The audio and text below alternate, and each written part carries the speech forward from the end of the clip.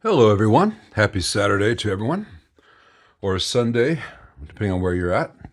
Though if it's Sunday, it's very, very early for you, I assume. Good to see everyone.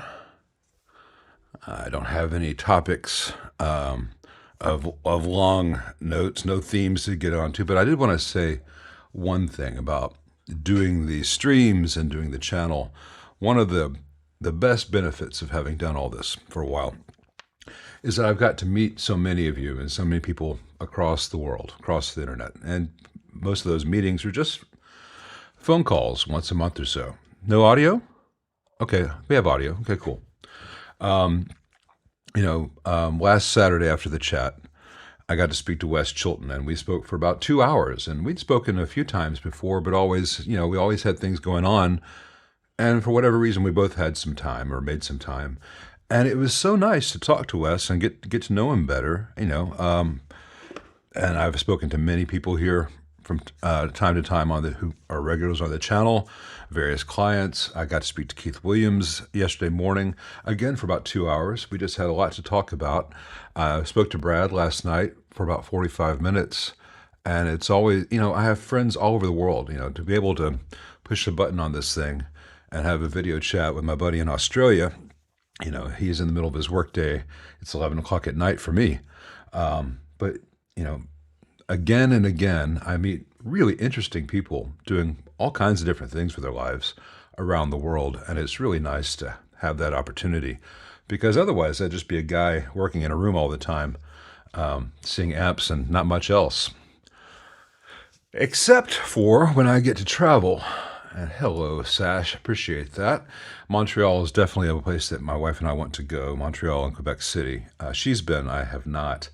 And we were planning a trip, and then the world went higgledy-piggledy. I'll just say that. And maybe when the world gets some degree of sanity again, we will do that. It's very much a part of the world that I'd like to know to myself.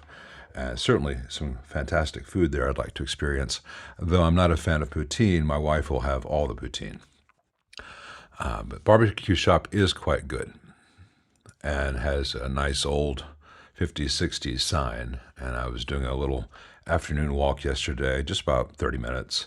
And that was one of the ones I got. And I thought, well, part of what makes this channel appealing to people around the world is that I'm from Memphis. So here's some Memphis for you.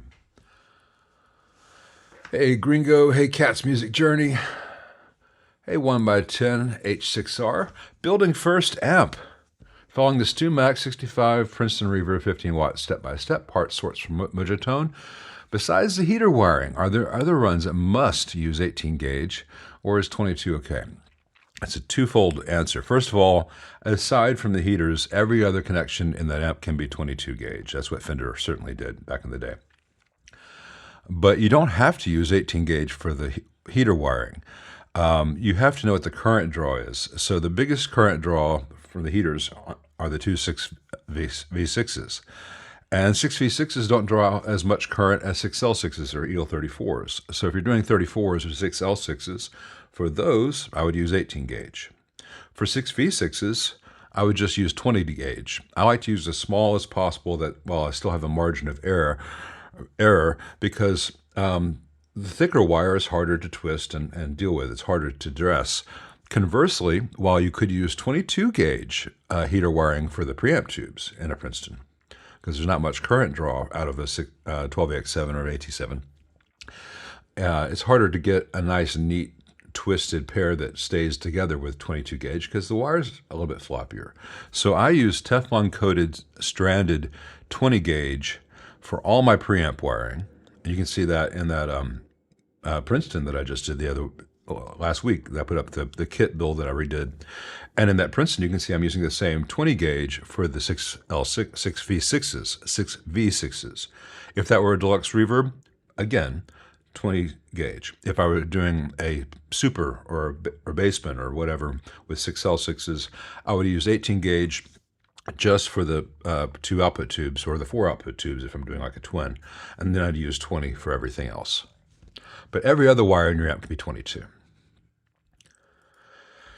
Hey, Robert Israel, got a 2014 Magnetone Super 59 Mark I. It's been having issues with the power tubes getting very hot at idle. When I turn the gain up, the sound sounds like it's being clamped off. Okay, I'm not sure, I'm not familiar with that model, but if the tubes are getting very hot at idle, maybe they're misbiasing, and you turn the gain up, it sounds like it's being clamped off. It sounds like you've got either one or both of those tubes are really misbiased, or one of those tubes is not working as a result of having it run so hot. So you're going to have a lot of distortion and clipping, and actually a lower output level than the amp should have had. So I am unfamiliar with that amp. I imagine you would need to take that to a tech. It could be something as simple as one of those output tubes is bad. It could also be that something in the amp is failing. If it's a fixed bias circuit, it could be a leaky capacitor. If it's a cathode bias circuit, it could be an incorrect component choice from the design. Like I said, I'm not familiar with that model. I don't know what they're doing in that, but it seems that you should take it to a tech. It is very rarely going to be the choke or the output transformer. It is almost always going to be either in the output tubes or how the output tubes are being operated. Hey, Andy. Hey, Alex. Hey, Daria, Darren, Gerben, Craig Robbins, Victor, Aloha, Bambule, Scott from Baltimore. Hey, Martin. Any chick. I'm not sure how to pronounce that, but howdy back to you. Hey, Sire. Well, thank you very much. I'm glad to at least have kept you entertained while you study all that really fascinating stuff. And I used to do IT work and databases and websites and all that stuff. And you know, I know my way around some scripts as well. But I enjoy this more because after I get the work done, instead of doing a spreadsheet, it makes music. But I'm glad to keep you entertained in the process. You'll make a lot more money from making spreadsheet, etc. stuff. Hey, JP down there in Muscle Shoals, one of Memphis' sister cities, at least musically and culturally. Hey, Jorge. Why connect the heater balance 100 ohm resistors to the cathode of output tubes on Fender Reissues instead of chassis? Aren't they both ground? Advantage of cathode, thanks. Well, the advantage of doing it to the cathode, because the cathode is already at ground in those Fenders, is that it's real easy to attach the resistor from pin 2 to pin 8 and from pin 7 to pin 8, and you can keep the resistors up in the air, so if something goes wrong, they don't burn anything at the socket. It's just a very convenient place. Whereas if you connect them to chassis instead of just to the cathode ground, you have a harder time doing that. Now, you can solder to chassis, and depending on the chassis, you can have a ground tab added. You can do all kinds of things, but since electronically it's equivalent and it's very convenient to mount to the octal socket, and there's no real downside, that's what I tend to do. On some other amps, you'll see that I put them on the lamp, from the lamp, but instead of from the lamp to chassis like they did in the old ones, I do it from the lamp to the ground point where the positive of the bias cap is on the bias board, which then has a wire going from there to chassis ground. So electronically it's equivalent, but it's much easier for those to be replaced should they ever need to be replaced in the future. It takes a tech 5 minutes to change them versus 20 minutes.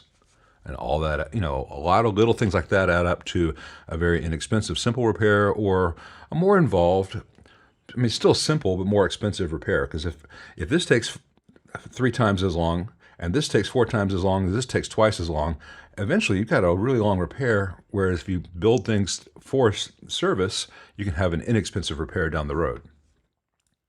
Electronically, though, it's the same.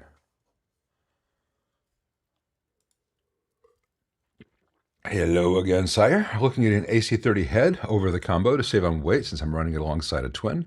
Is the AC30CH as well built as the combos? It's the exact same amp inside, and it does have the reactive the attenuator load. I'm not sure if I don't think the attenuator can properly be described as a reactive load in that. I think it's just a passive load, and it works okay. I've tried it.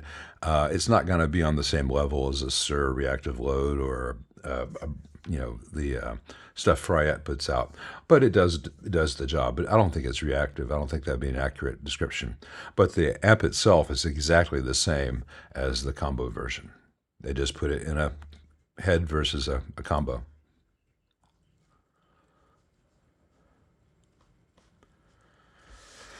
Hey Brett, hey Buffalo Gruffalo, hey Goody, Hamilton Rosewood. Hamilton has been enamored with the Vibrolux Reverb lately, but he's confused on the circuit. Are they still the AB763? Tube charts and other info online says they are AA964 and AA864. Well, the Vibrolux Reverb made from 64 through about 69 when they made some changes. Though the Vibrolux and the Deluxe Reverb changed less than other Fenders during the 70s. It's still the AB763 schematic. It's just not called that.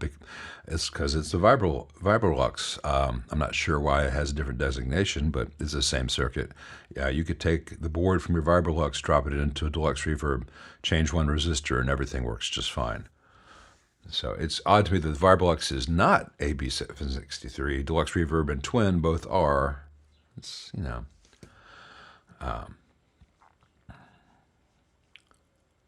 thoughts on the Marshall ST20? Hey, Vinicius, I don't have any thoughts on the Marshall ST20 because I don't remember what model that is. I don't even know what era of Marshall that is. If it's after 1990, I would have reservations. If it's before 1990, it's possibly quite good. But I don't know what the ST20 is. Sorry. Well, wow, I'm actually caught up.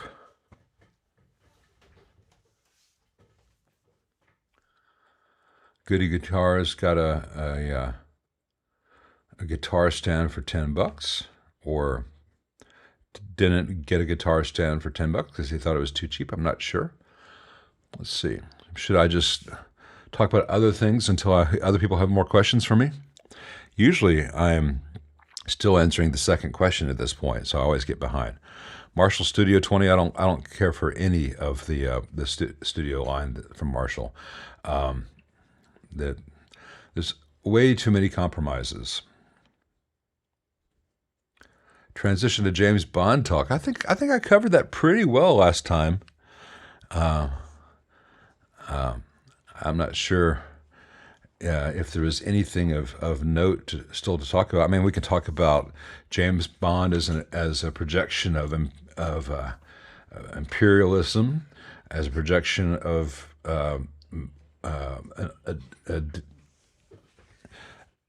a past tense view of what it was to be a man or masculine. We can talk about all kinds of things that I don't think people were quite up wanting from an amp channel. I enjoy the Bond movies, but I approach many of them with no blinders on as to what they are and what they're projecting. This certainly makes Britain feel a little bit more important than they have been on the world stage since the end of World War II. And I say that with great love, saying that from a country which is doing its damnedest to make sure it's less important on the world scene than it always has been. Let's see. Are there any Chinese amp clones that I know are good? No, they're garbage. I'm sorry. Sorry, asshat. It's not. I have no problem with China. China makes really good things if they're asked to make really good things. This is an iPhone 16 Pro. This thing's fantastic as an electronic device. But no one's asking the companies in China to make a really good guitar amp. They're asking them to make the cheapest possible one so they can just have a huge profit margin. And that's what they do. And it's taking advantage of the people who have to buy an inexpensive amp. Aye, and a complete set of luthier tools, man. That's great. $10. Star Wars. Maybe we'll get into Star Wars later, Greg. There are only 2 Star Wars movies. There's Star Wars, A New Hope, Star Wars. There's Empire Strikes Back, and there's about a third of Return of the Jedi. The rest is Teddy Bear Picnic, which I don't care for. though I loved it when I was 12. Am I still using my Motu M2 audio interface? Do I have a separate mic preamp for the Royer R10? No, I don't use the M2 anymore. The M2 died. I bought another M2. And then a member of the channel was kind enough to send me an M6, which has 4 mic pre's, so I returned the M2. And I'm using channel 3 of the Motu M6 for the Royer. So everything you've heard the past 2 months with the Royer is a mic pre of the Motu M6, but I'm cheating. Let me show you what I'm talking about. Just a second. It's a good way of cheating. Let's see. I want to show you just Logic Pro.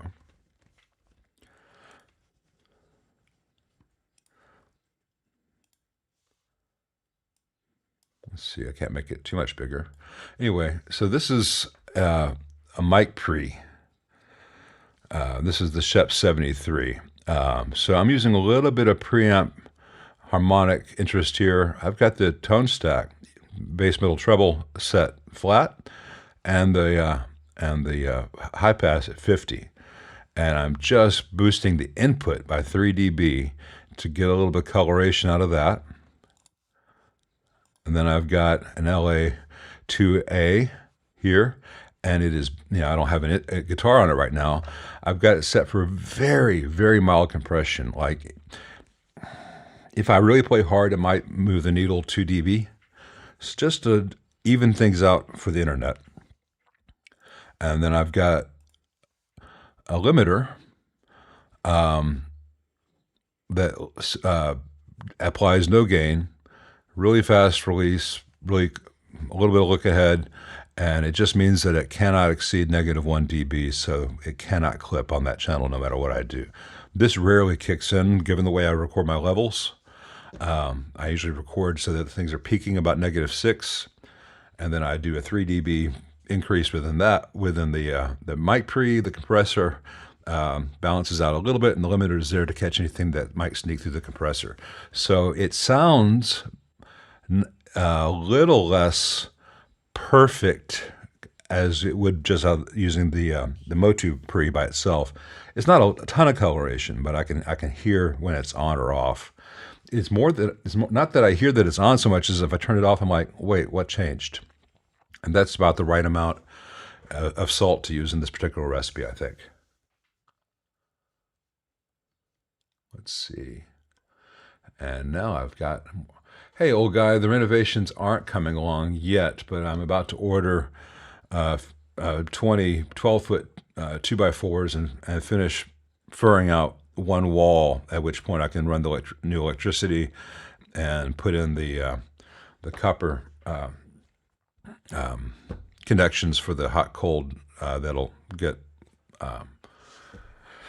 connect to the shutoff valves and all that for the sink soon. So that's about to happen, but I've had some other things going on. Tips and tricks for ultralinear fenders. Hey, Thermionic, the only real trick to ultralinear fender is the same as any late 70s Fender. You got to get most of the conductive wax off the board, and you got to clean up the lead dress. And if the amp has got a pull boost, don't use the pull boost. And if the master volume's got a bright cap on it, disconnect the bright cap. Other than that, you have a choice whether to keep it ultralinear, which I prefer, or to make it blackface, which, it's fine. But if you want that, you can get all kinds of amps that don't need that changes. I think the ultralinear is a cool amp for what it's supposed to be. If it's not the right amp for you, don't buy one or sell it. But I think a fully functional ultralinear Fender from that era is just fine. It's just a little bit different than the 60s version.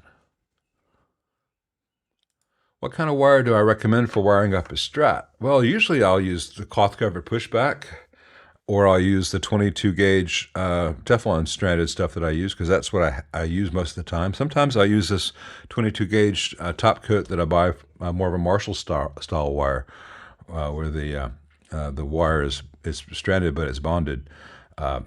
There's no current in a Strat, so I want a wire that's going to stay where I put it pretty much. Almost anything that I have on hand that's 22 gauge will be fine.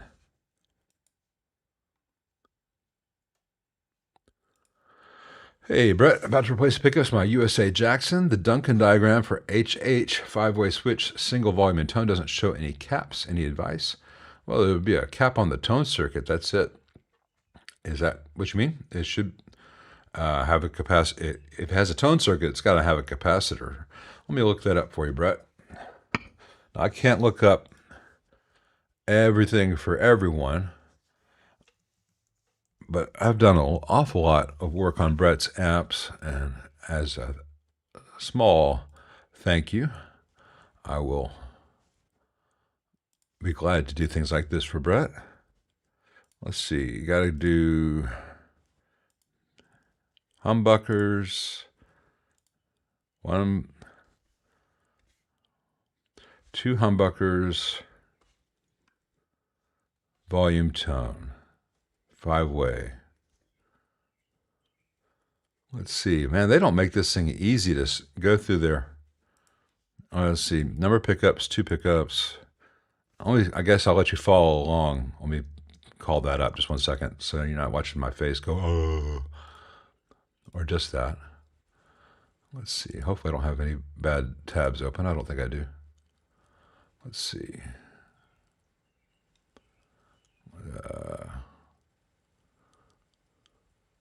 Why is it not letting me, For whatever reason, it's not letting me show you what I'm doing in Safari. Anyway, all right. Neck, humbucker, bridge, humbucker, volumes 1, tones 1, selector switch type, 5-way blade. All right. Let me see if I can get this to do. Just a second. I gotta save this, and then I can show you guys what I'm looking at. All right. Try this again now that it's not in Chrome. All right. Show preview. And let me hide Brett's question real quick so you can see. Oh yeah, there's a cap right there. It shows a 0.047 cap. I hope you're seeing that. Let me zoom in for you. Sorry, every app does this differently. So they're just going from the wiper to the body of the pot with a 0.047 right there. So I knew they had to. I just didn't know if there was any other trick to it. So let me close that and go back to my face. Sorry. So yeah, there you go.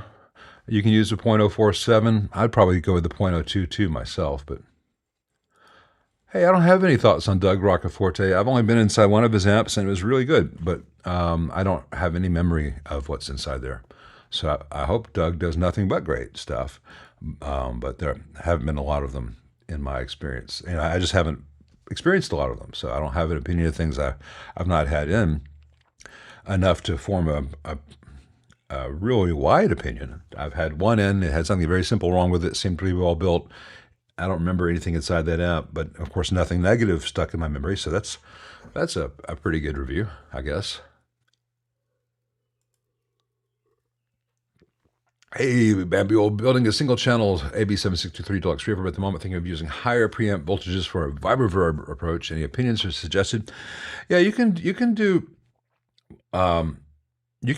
replace the two 10Ks with a 1K and a 4.7 the way you would in one of the larger Fenders. Just remember though that in a 2-channel Deluxe Reverb, you know, a standard Deluxe Reverb, there is one more tube drawing current. So the B plus, if you remove that tube, goes higher.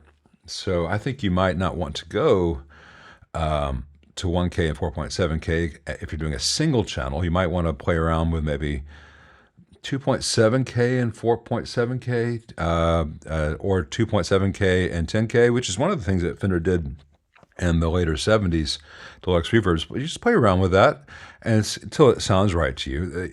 There's a a wide range of things which are suitable. So you can play around with any combination of that stuff. You've got, the Deluxe Reverb is 10K and 10K. So you can decrease either one of those by almost any amount. Don't do either below 1K. Don't do the first one below 1K, and don't do the second one below 5K, I'd say, or 3K. And you'll be fine. And just find what it sounds like to you. I have a 1960 Fender Vibrosonic amp center volume. Is it rare? Well, it's most of the center volume amps are very rare. I've never seen a Vibrosonic from 1960. Let me look that up. Doop-a-doo-ba-doo. 1960 Fender Vibrosonic. Given that the one I see on Reverb is $6,500, I'd say, yeah, it's pretty damn rare. Let's see. All right, so it's a bigger Vibro Verb then. Cool. Now I've never seen one. I imagine it's a cool amp. It's certainly not going to be a cheap amp. And that's so I'd say, yeah, you got something really cool. What would I compare a Trainer Custom Valve 80 with? What would I pair with, or what would I compare? I've never used a Custom Valve 80 as far as I know. I did have one Trainer that was their version of a Twin, which was like 80 to 100 watts and a 2x12. And that might be what that model was. I just don't remember what it was called. I don't see a lot of Trainers being in Memphis. So if you want more advice on Trainer amps, I would always refer you to the great techs operating in Canada. They're gonna just statistically see a lot more Trainers than I do. There aren't that many Trainers in the States historically, and I imagine that if upstate New York and Michigan have a lot more of them than here in Memphis.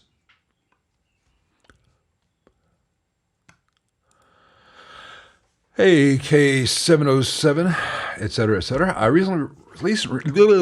recently revived a Sound City Concord GT80. I had to use a voltage multiplier on the bias because the winding without it would only get down to 125%. Would I have done the same? I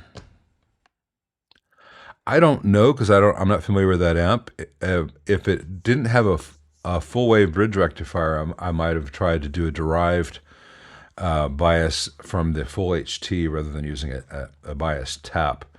I have done voltage multipliers for some high watts where they had the full bridge, so I couldn't take it off the HT, and the tap was insufficient, so I did do a doubler for that. And I have done it in some old silver tones, but I don't know the Sound City Concord GT80, so I don't know whether that was your best or only option, but it is, it's not that many parts, and it's not a lot of current, it's not a lot of voltage, so odds are you're fine. Odds are you made the right call, or you made one of the right calls.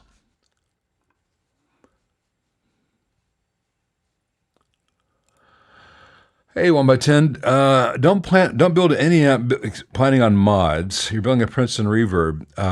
There's a reason people like that. I will say this: if you build that amp and it doesn't sound good to you, you might have made a mistake. Build it. Get to know what it sounds like. If you have anyone in your area who does what I do, maybe double check your work if you have questions. Or ask your buddies what do they think of how it sounds. Make sure you have the correct or a suitable speaker, because you can have the world's best amp it's not about matter of good or bad, it's about the wrong speaker. If you have a speaker that you inherently will not like the sound of, it doesn't matter what's feeding that speaker. You got to have it all going together. There aren't a lot of mods I'd recommend for a Princeton, though. If you look at my Princeton videos, you'll see hints as to things that I do, and some things I tell you about, but those are very subtle mods. Make the tremolo deeper is a big one that anyone can do. That's just changing the 1 meg limiting resistor that feeds the 100 nanofarad that goes to the intensity pot to like 470K. You can go down to like 330K if you want, as long as you don't get thud. And the thudding in the tremolo goes away if you don't bias over 55%.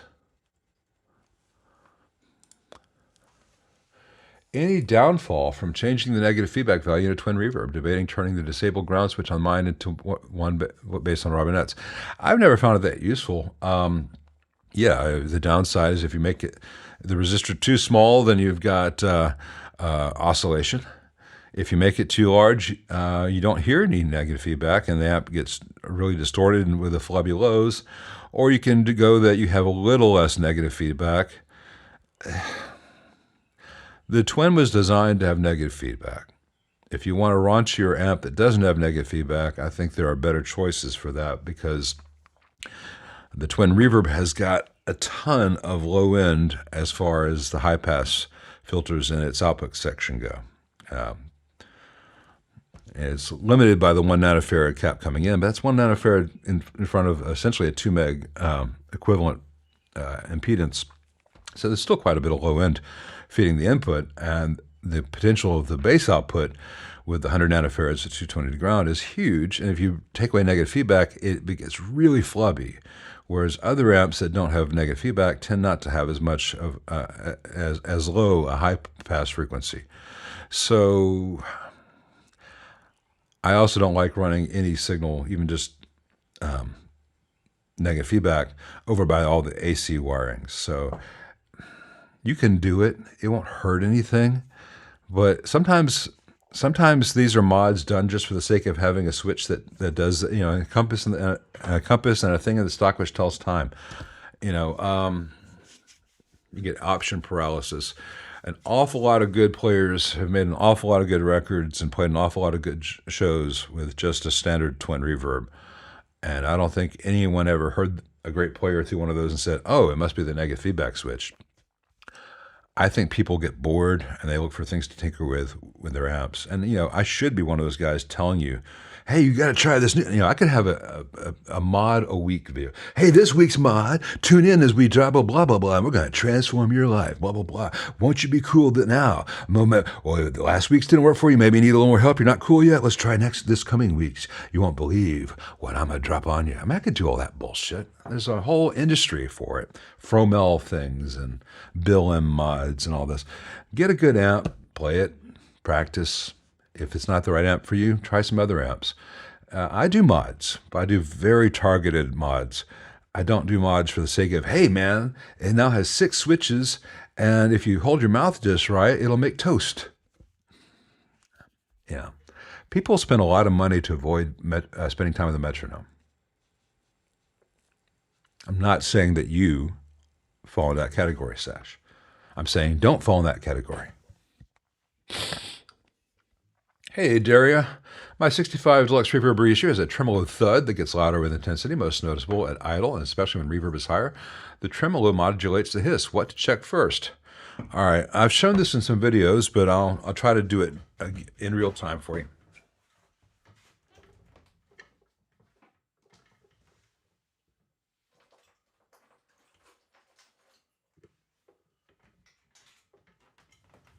You will need a number 2 Phillips screwdriver.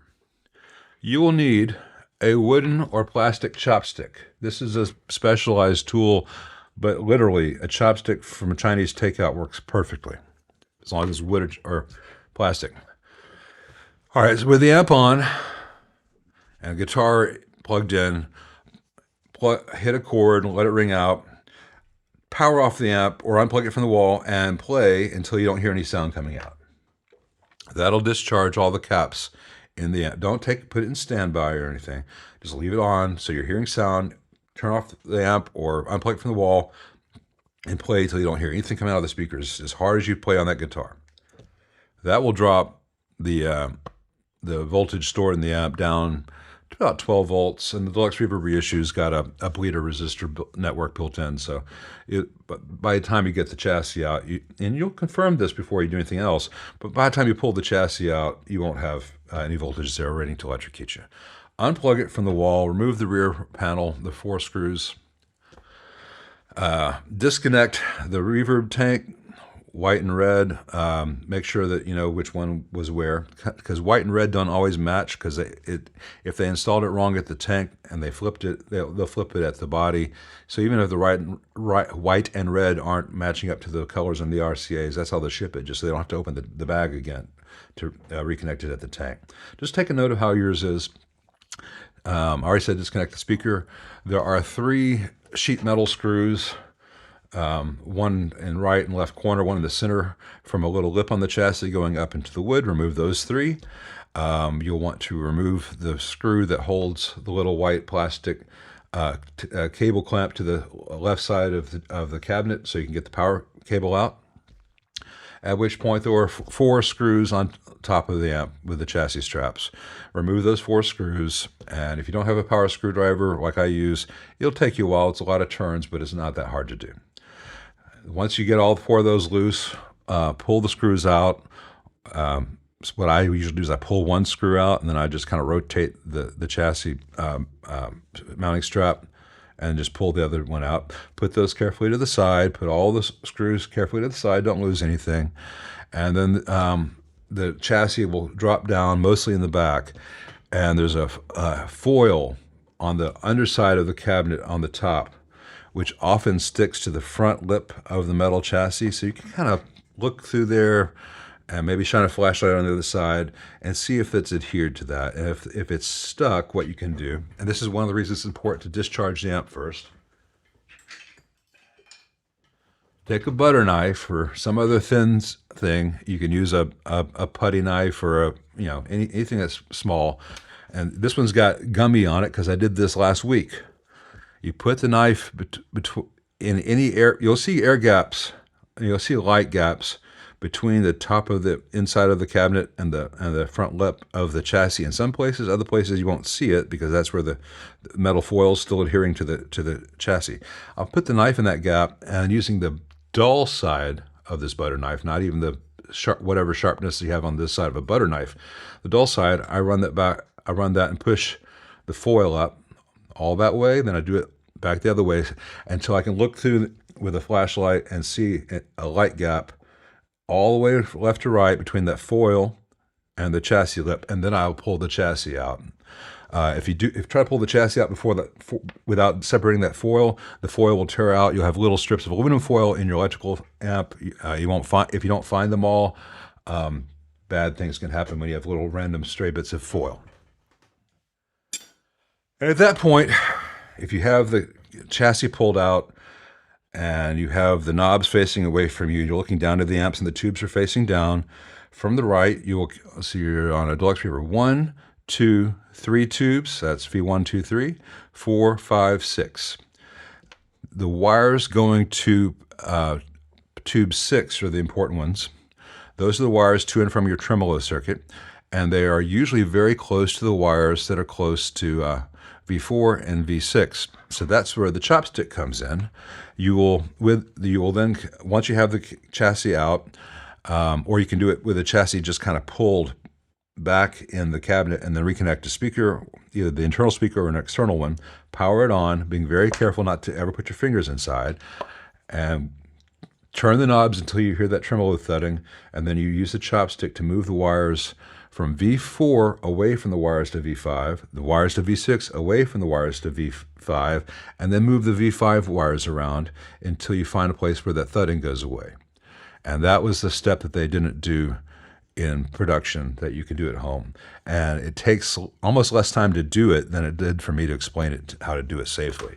But anytime I tell you, just do this inside a live amp, I have to put some caveats. And I also remember that maybe this is the first time someone's ever opened up an amp, and I don't want them to not know that it can be dangerous, but it is a simple thing to fix.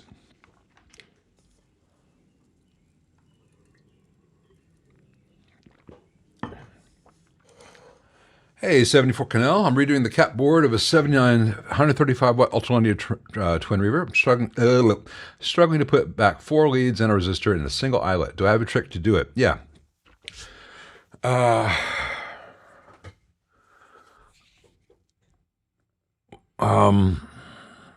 of the tricks you can do especially on a late 70s ultralinear. First of all, you got to get all the old solder out of the eyelet, get all the gunk out of that area, clean it with some isopropyl. A lot of times those wires are really long, and they're stranded, and they kind of get frayed out over the years because they were soldered in place, and then you got pulled out and soldered again at some point and pulled out. If you have excess length, which you often do in one of those, is you can just snip off the old wire and strip a fresh bit of wire, and then you have and then twist it before it comes in contact with the thing. Then you have a much smaller piece of wire that's fresh, and that's a way to take something that was this thick to something that's that thick. I'm exaggerating so you can see it on the camera, you know. But if all the wires are kind of splayed out and covered in solder, it can be like putting that in versus putting that in. Do that to as many leads as possible. If you have any bus wires for this, there's not a lot of current present in either the B plus or the ground. If you have an 18 gauge wire, you can replace it with a 22 gauge bus wire. That takes up less space in the eyelet. Worst comes to worse, it is not beautiful, but it is functional. You could have, say, two of the wires and the leads down the eyelet, and if one of the if the resistor or cap lead has some space there, you could attach the other two wires to that, partially wrap around that wire and then solder it. That's not optimal, but it certainly works. I would have to see your specific problem to have a more specific solution, but it has been a struggle for me at times in the past, especially with the stuff in the late 70s, like the ultralinears, because that wire they gets corrosion, and that kind of corrosion makes the wires go a dark green and kind of filled with garbage. And so if I pull that wire and I've got 3 inches of excess, I know I can take off the last ½ inch, strip some fresh wire, and have a much better shot at getting it neatly than if I were to try to reuse the old solder bit. Hey, nous sommes la 6591, because I don't know how to say 6591 in French. Ampeg V4BH from the 90s on bench for a friend. Any concerns against upping the screen grid resistors from 1.5K from 470 ohms, screen grid voltage and idle way too hot, 516 volts, so it might help tube life? Now, there's nothing wrong with increasing the screen grid resistors, but one of the things I've done on some V4s, not from the 90s, from the 70s, but you know, the same problem existed in like the old V4s from 1972, is they also had crazy hot screen voltages, and rather than using just a resistor, I used a zener. So if I wanted to drop them by 50 volts, I put in a 47 volt zener diode in series with a 2 watt 47 ohm resistor. So I'd have the 2 ohm resistor right there at the grid, and then in series with that, the zener diode. And you can choose a 30 volt, a 50 volt, 100 volt, you know, 3 to 5 watt zener diode. It can handle that voltage drop in that amount of heat, and that the resistor is going to give it some current resistance, and you're going to, instead of having to use resistive a resistor to do all the voltage drop, or help with the voltage drop, or at least with current, just give it a zener diode. Let the zener diode do its trick, and it's when done without, if you're not going over 50 volts or anything, it's orally very transparent. If you go over 100 volts on the screen, if you have a screen that's 100 volts lower than it used to be, you're going to get some compression, which some players may like. But it certainly is better to have a slightly different sounding amp that works every time you turn it on than the authentic amp that dies every third gig because the tubes can't hack it. I think you would agree with that.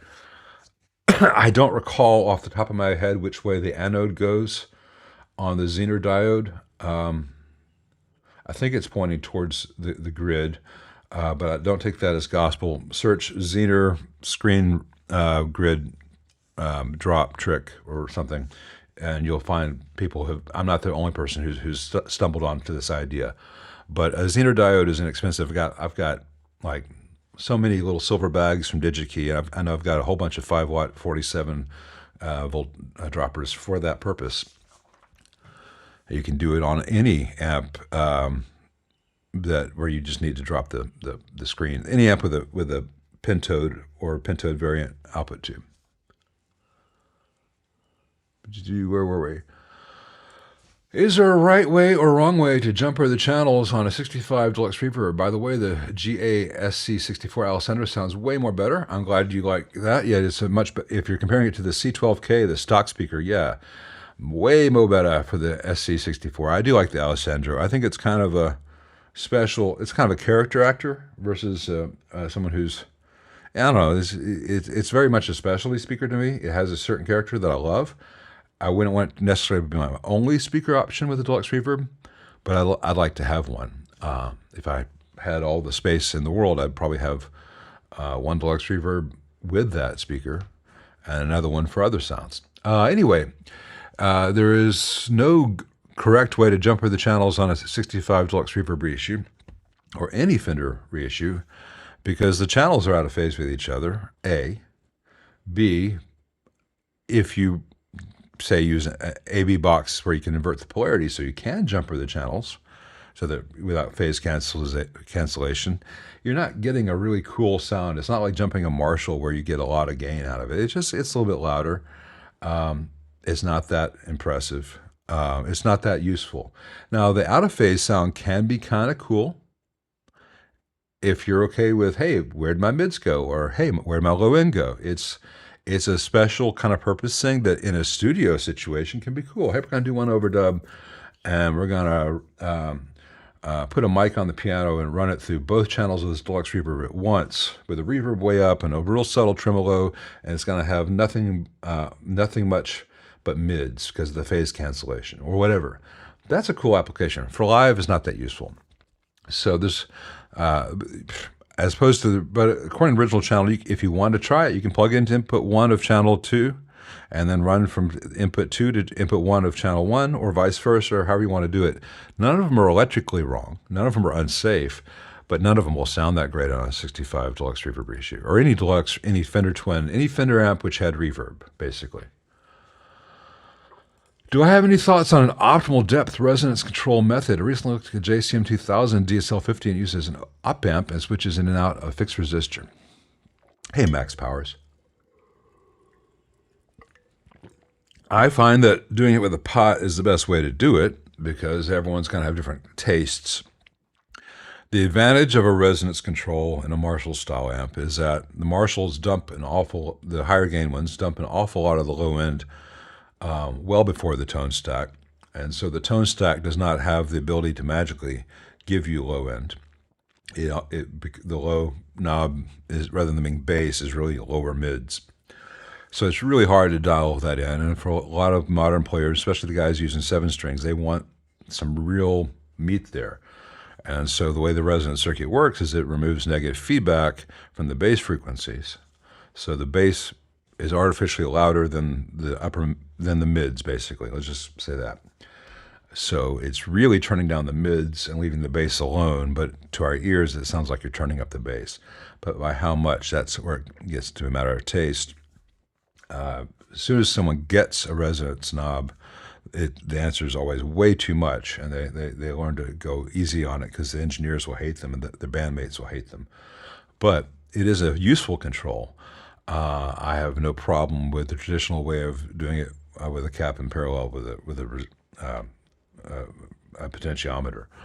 I have not looked at the DSL50 using an op amp for it, but switching out. I'm not sure if it's using an op amp. Is it probably is it an op amp or is it just an octal pin device in there? It could be a logic chip if it's switching in and out a fixed resistor. A pot gives more range. That's going between 2 different resistive levels. I would use a pot for that. But there are a lot of ways to skin that particular cat. Yeah, I try not to say it all the times. Oh, a super switch, Brett. Now Brett says it's a super switch. He might have said it at the time, and I was looking at the Duncan. So let me call the Duncan up. I still have it open, so super switch. No, I'm looking at the two humbuckers, one volume, one tone, super 5-way blade. Still has the same cap there. On here, at least it does. And it seems to be the same 0.047. Yeah, the cap's right there, man. I'm sorry. I'm not sure. Maybe you clicked on the wrong thing on Duncan's site. But yeah, if there's a tone pot, it has a tone. It has a cap. You might have clicked on 2 volume versus volume 1 tone, and just Duncan's site is kind of confusing as to which options are selected. Hey, Biff. Thank you very much. Got an old Peavey Deuce, has a big paper rectifier cap, and 2 worn-out speakers. Do I think it's an amp worth resurrecting or trash it?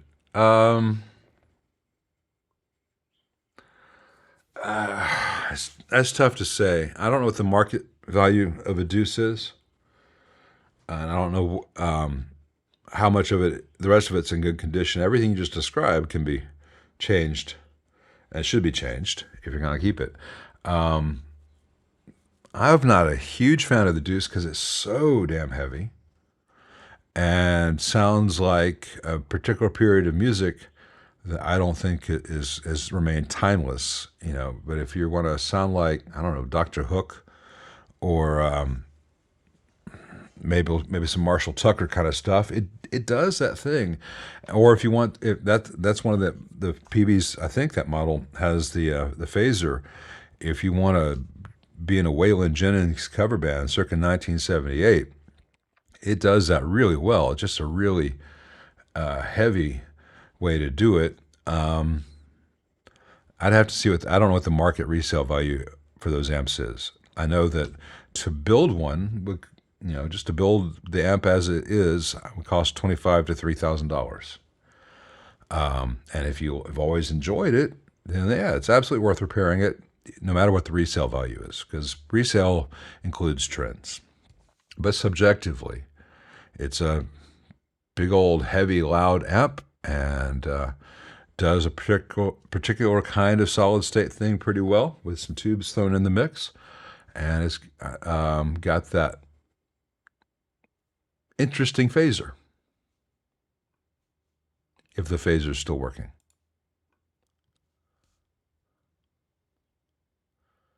Hey, Plum Bum, what would I consider the best modern tube amp in terms of quality and sound still in production? Well, I've not heard one of them. I've only seen them. But in terms of the build quality, the attention to detail, and reputation, I imagine the stuff that Mark Bartel is doing now counts. But that's really limited production. That's one man making everything. It's very bespoke, every little aspect of that. He's doing custom CNC for his standoffs. It's a bit over the top. In terms of an actual production amp, best build quality and sound,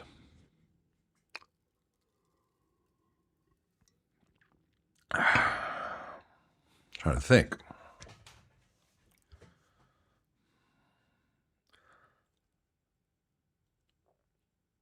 I would say if the sound is suitable to you, because his preferences are for particular periods of Marshalls and not later ones, and not high gain stuff. The stuff that Greg Germino makes is about as good as it gets. There are a couple of assembly things he does that I have theoretical minor disagreements with. Some things he does with his diodes, which are things that Marshall did with their diodes, that I don't find optimal. But in terms of a production amp, as in things that are made relatively large quantities that you can order and have brought to your door, it's hard to beat that. Some of the Soldano, the ones that Mike was doing himself, the SLOs, are way up there. I'm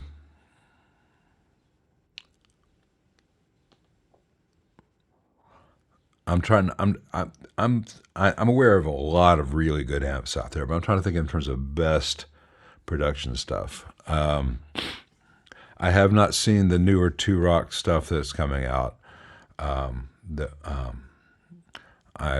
don't care for the older Two Rock stuffs as much, but I've heard good things about the new Two Rock stuff. But most of the best built amps I've ever seen are not current.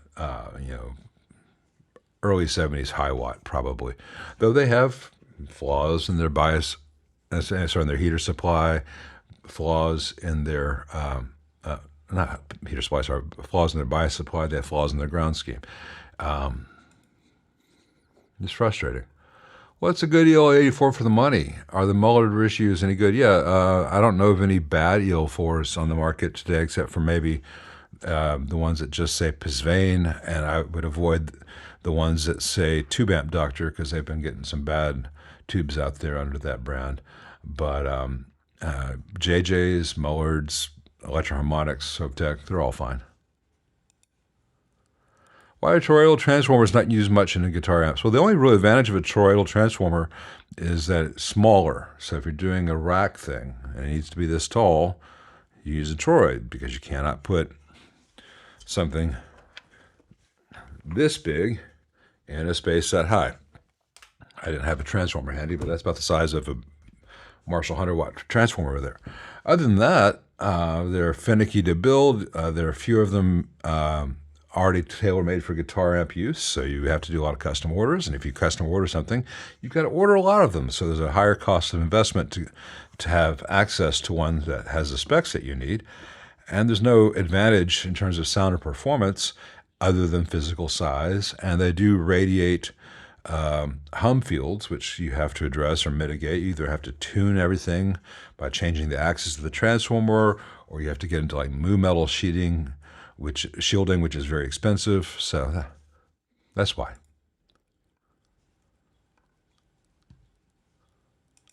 Okay, good. Case 707 or 7070. You saw the high watt video. Yeah, I mean, if that's what you need to do, that's what you do. And as you know, I do it myself. Hey, Jared, do I know any pros or cons to the earlier US-made? Exactly the same boards, exactly the same circuit. Everything is the same. The only difference is on the original ones, the old ones.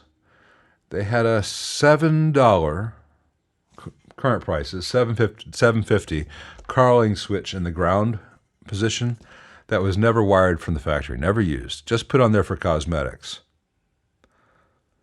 Blows the mind, doesn't it?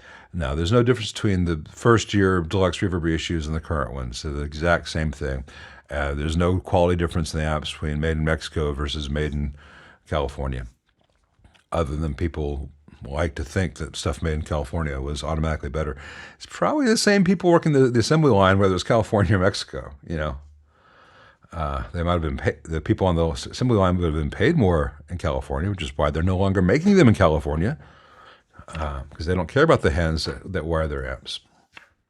Hand wired, but we don't like the hands. We don't value the hands, but we want to market them to you as something so disrespectful to their workforces. Hey, thank you very much, Jorge. I appreciate that. Just finished my first repair as a beginner amp tech. Customer very happy. Hot Rod Deluxe, filter caps, lifting resistors off PCB, bias, etc. Thanks for my videos. Just want to give a little back. Thank you so much, man. I'm glad that worked for you, Jorge. Yeah, the Hot Rod and blues things, it's always blown my mind how if Fender had Fender does different versions. They're on their fourth version of the Blues Junior, but they keep making the same mistakes again and again. It would cost them, maybe they just want to make them blow up so people buy another one because they need them for their gigs because they're used to them. They think and everyone tells them how good they are. But, that was a rushed design from like 1992 to get to market really fast, to compete with the Peavey Classic Series, and it had to cost Fender like under $300 to make, and they just took bits of other amps they already had like that.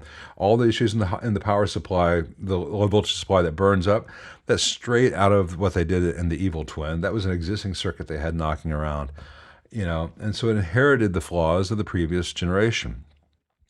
They could have, everything wrong with that Blues Deluxe you just worked on, they could have fixed at the factory. They could have gone to radials wouldn't have had the caps failing all the time, would have saved the money too, because radials cost less than axles.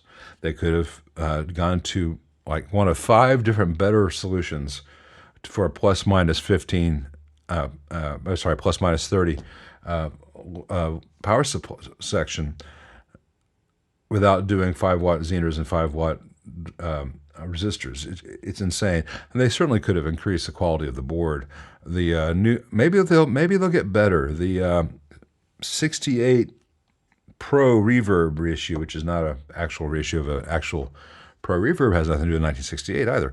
But the board on that is much higher quality than the other Fender reissue series, and these is radial caps, not axial. So maybe down the road they'll get better. But it's strange to me that every hot rod and every blues series amp ever made needs a guy like Jorge or a guy like me to keep going for dumb reasons. Meanwhile, a 74 Deluxe Reverb needs service every 40 years.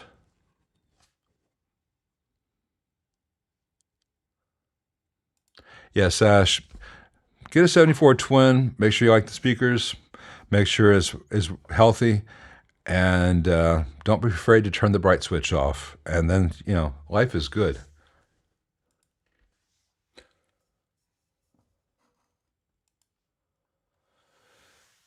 Hey, don't throw oranges.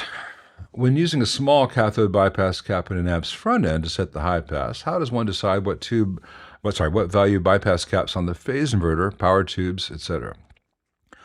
Well, you need to figure out what the lowest note you want to have with full amplification on is. There's some other factors like time arrival.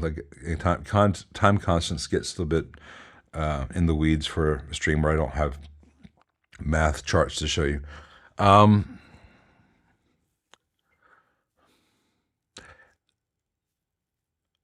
What's the best way to put this?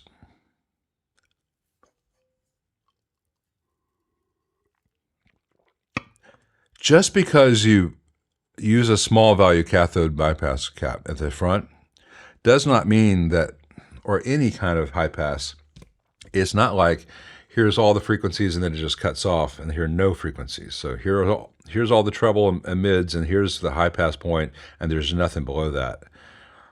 That high pass frequency is the point where it's 3 dB lower. So here's the high pass point, and from here to here there's a curve down 3 dB. And usually we use, almost invariably we use very shallow filters in guitar amps. So if you have your negative 3 dB point at 40 hertz, it's full frequency at 80, or almost full frequency at 80. You might have a slight curve down there, and might have a slight resonance peak at 100. If you move that down to 20, then you've got a whole bunch of frequency information down to 60. But if you move that high pass point up to 100, well, yeah, you're not getting full frequency until like 300, but you're also not losing everything below 100. If here's full frequency, here's 100, 3 dB, 80's here, 40's here. So you'll still have this information even if your high pass is here. So say you do the Marshall trick and you want your high pass to be around 200 hertz. So here's 200 hertz and it's 3 dB down from, so here's 200 hertz, it's 3 dB down from like 500 hertz. Well, then 100 hertz is going to be another 3 dB down from that, maybe. So 100 hertz is here. So when you amplify your amp, you still have 100 hertz. You turn all this up and down, you turn it up enough, you've got 100 hertz, you've got 80 hertz in a very audible range. So you got to then say, how much of that do I then want to let through the output section? And that becomes almost subjective. It's easy to experiment because you know if you have 220K resistors on your grid leaks, you can go anywhere from 4.7 to 100 nanofarad for your output coupling caps. And so, you can do all the math you want. It may be best just to use some alligator clips and say, all right, here's dual 22s, and then we'll parallel another 22 across it so we can go between 22 and 47 real fast and see which we like the sound of. Or here's 100 versus 50. Or here's 10 versus 20. Because it's easy to do that kind of thing with capacitors in parallel with each other. And that's really the trick. It's like, okay, that feels right. And I know that it's going to be safe. So there's the range of what's safe, and then there's what feels right. And that the range of what feels right is wholly subjective. The range of what is safe is never subjective. And on that note, we're going to take our first intermission. Went a little bit long. See you guys in 7 minutes. And I gloated too soon about being caught up with all the questions. So I'll get there when I get there. But I'll see you guys in 7 minutes.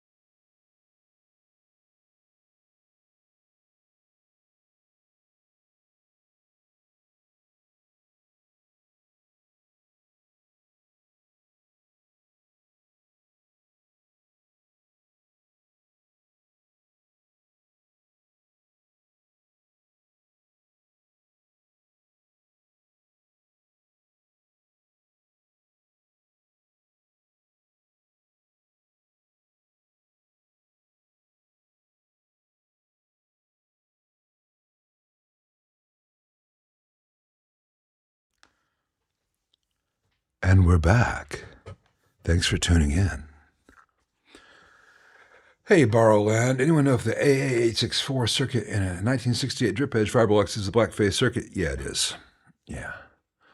Vibrolux got different numbers than the other reverb amps, but it's the same circuit. Hey, Mitch the Metalhead. I saw this when I was on break. I think you probably just have a bad tube in V1. Try that first, because that's the most obvious solution. There's just not a lot going on the normal channel of the C1X. It's possible that your bright cap is bad, but it's unlikely, very unlikely. But it's very probable that you just have a bad tube in V1. Hey, and Stepford, are you getting rid of Google account just because you're wrong about Duran Duran? See, if you leave, you can't argue with me. So next week, I can just declare victory on our Duran Duran spat. You will be missed, even if you are a Molly Hatchet fan. He likes Supertramp. Let's see, where the wrong button. Hey, Mr. J.R. Reich. Working on a 1980. I'm just sorry. Bad jokes occur to me, and I probably shouldn't say this. I'm so glad you're not Mr. J.R. Reich III. Anyway, sorry. Just don't. Too much black humor in my life. Working on a 1980 Pro Reverb linear circuit, just recapped, and still has a slight hum. Going to check the rectifier diodes. Is there anything I could add to check? Yeah, I mean, it could be a bad rectifier diode, certainly. I almost always change those in old Fenders, just because it's inexpensive. There's no inherent qualitative difference between a functioning vintage diode and a functioning modern diode, but they do fail, and it's a nice thing to sort out. The main thing on a 1980 is to check your grounds are really good. An awful lot of grounds made to transformer mounting bolts and stuff, and ground loops in the lead dress. They'll have a shielding wire that goes from a cathode in a spiral around a bunch of stuff that also goes to the brass plate. But that cathode already has a dedicated ground wire to the brass plate, and so that becomes a ground loop point. What you do is you go through all those wires going to the cathode, where they have those wires that are spiraled around, and if they're connected at both ends, and you also have another wire that connects the cathode to the brass strip, just cut that spiral wound wire at one end only. It doesn't matter if it's the brass end or the board end, so that it becomes a telescoped shield. So it's only for serving as a shield, and that removes a ground loop. I see that all the time in late 70s Fenders. I don't know if I've ever mentioned that directly in a stream, but it sure makes a difference. You could also have lead dress issues causing hum, and Pro Reverb should have the dual bias caps, so that helps. But if you have a Fender which only has one cap in the bias section, I've shown this before, adding another 22 or 10 nanofarad, microfarad 63 volt cap, whatever, from the wiper of the bias pot to ground can also remove the last little bit of hum. But on an 80, I think the first things I mentioned are more likely. Does every guitar player need a Les Paul at some point, waffles or pancakes?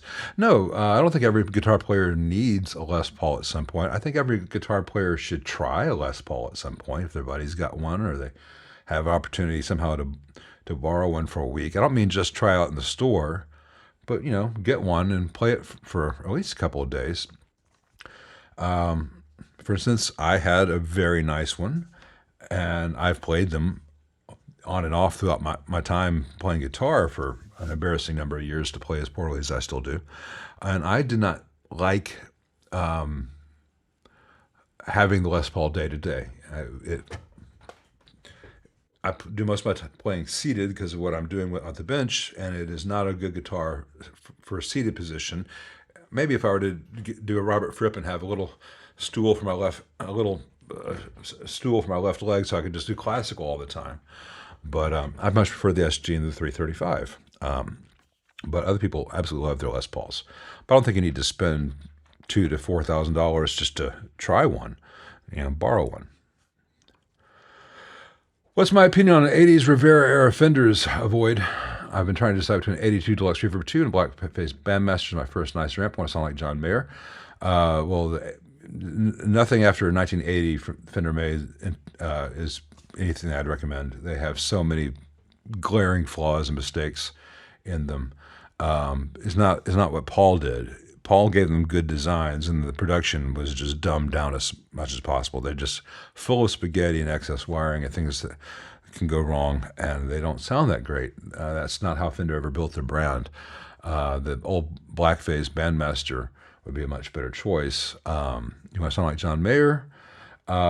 Any Fender will do it. I would suggest you probably want one of the Fenders with the Reverb versus the Bandmaster. Now, I like a Bandmaster, but I think Deluxe Reverb Reissue with a better speaker will get you there. Because if you have the Bandmaster, you're going to be limited to using reverb pedals, and reverb pedals kind of suck.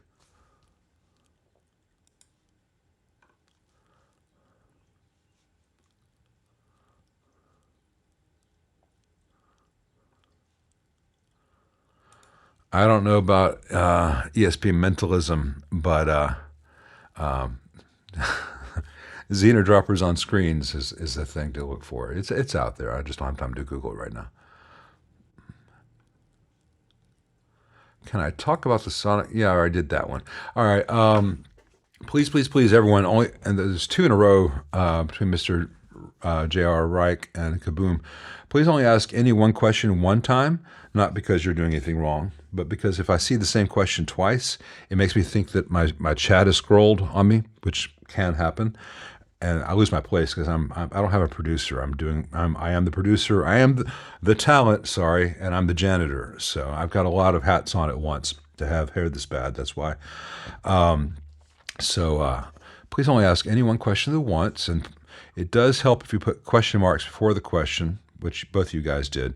Because if I don't see the question marks, I might assume that you're talking to each other, which is great. But it helps your questions to me stand out.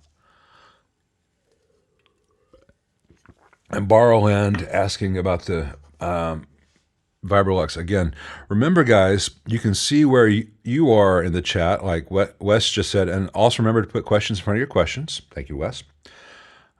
But if you scroll up to where I'm at, Greg Hopkins, howdy from St. Louis, that's 30 minutes behind, easily, where you guys are. So if I haven't answered your question yet, I haven't gotten to it yet. Hey, Greg, thank you very much for doing that baffle for us. I'm very much looking forward to hearing that bassman for the first time, probably since 1980, as healthy as it can be. Thank you, Commander Blue. Appreciate that very much. Thank you. That means a lot to me. Is there any way I could put up a slideshow of my photography during the intermission? That would be really cool. Huh. Well, I'm not sure if everyone would enjoy that, but I can subject them to it anyway. I'm not sure if I can do that. I might play around with that during the next intermission just to see if there'd be a way to incorporate it. But I also have to make sure that only the photos that I want to go out into the world go out into the world. Not that I'm doing like a series of artistic nudes or anything, self-portraits. But I've got pictures taken of people's serial numbers and people's personal information for, that I don't ever have on a slideshow. I just would not want to broadcast someone else's home address on one of these things by mistake. Hey, Mr. Jack Hole. Thank you very much. What tubes would I recommend for a 77 Fender Pro Reverb? I also enjoy the Celestion G1275S in this amp. Okay. I'm not a huge fan of the G12T75s. Other people love them. In fact, I'm about to replace two of them in a Rivera for a different client. For tubes for recommend for 77 Fender Pro Reverb, you're going to use a 5U4 GB. No, sorry, Pro's got solid state rectification. All right, take this out of the equation. Sorry. For the 6L6s, I like the tongue saw 6L6 STRs. 6L6 GC STRs. Do I have a box of those here? No, they're already in the back of an amp. They're kind of like the short plate RCA 6L6s. They sound great. They're relatively affordable even these days, and I really like the performance, especially in a combo. For the 12AX7s, I've had really good luck with the Electro-Harmonix 7025s. I know Brad got a bad batch of them. I don't know if we have different distributors, different networks, because he's in Australia, I'm here. He had several bad ones in a row. I have I have tried them since his report, and I've had good ones. So I'm still getting through Tube Depot very good Electro-Harmonic 7025s, which is what I would choose for V1, V2, and V4. Almost doesn't matter what you put in V5. It's a tremolo tube. I'd probably stick a JJ, or I've got used tubes. You know, as long as it works, it doesn't have to be. You don't have to worry about microphonics or noise. It just has to have gain. For the 12 AT7s, I like the joint Arm and Navy Philips stuff from the 70s that Tube Depot has, because you can get them for like $35, and so it's the same price as or lower cost than current production AT7s, but they're infinitely better built. Maybe I shouldn't tell people. Maybe I should just have them all for myself. Do I still give the Magnatone Super 15 a B for build quality per my video a couple years ago? I was just talking to someone about that. That was a really good review, and the Magnatone did not find it to be a really good review. I guess because I didn't just shower them with praise. I don't remember if I said that the build of the model was an A, but that example was a B because it had a loose ground, or whether I viewed the model as a whole as a B, but that one was a C because it had a loose ground. I don't recall the particulars. I remember that amp in that sense that it was really good, except that they had never tightened the grounds. It was a good amp. It was a very good modern production amp. I thought it was a little bit overpriced for what it was, which might affect the A versus B. If it had been $300, $400 less, it probably would have moved up a tier. For you can't divorce build quality from price. It's really easy to build something perfectly if it costs $10,000. If you get something that's $800 and it's built really, really well, then that's a superb $800 amp. And today's $800 amp is yesterday's $200 amp. It's hard to remember how fast the prices are changing in the world. But yeah, if you played a Super 15 Magnatone and you liked it a lot, there's nothing I recommend that without any reservations. Just if it ever begins to get noisier, make odd sounds, make sure the ground is tight. So yeah, that's an amp I could absolutely recommend to you as being a safe buy. And a B is a high rating for me, sadly, very sadly. Would the Hot Rod Deluxe be a good platform for converting into a hand-wired Reissue? Princeton Deluxe, keeping the power and output? Yeah. Hey, Horry, no, because the Hot Rod and Blues amps have chassis cutouts that are too large for preamps and octal sockets. So unless you have the ability to enlarge some holes with the Greenlee punch, which is a very expensive setup, you cut $1,000 right there, or if you have the ability to mill, to make new steel plates for reducers, it's a poor chassis to put actual tube sockets onto. You'd have to recreate the standoff board kind of thing that they did, but then you're making PCBs and getting right back where you were. If you want a better quality amp, buy a Deluxe Reverb kit, buy a Super Reverb kit, etc. You won't have all these problems. The Hot Rod, the Blues, they are what they is, but they won't be good candidates to make them into something better.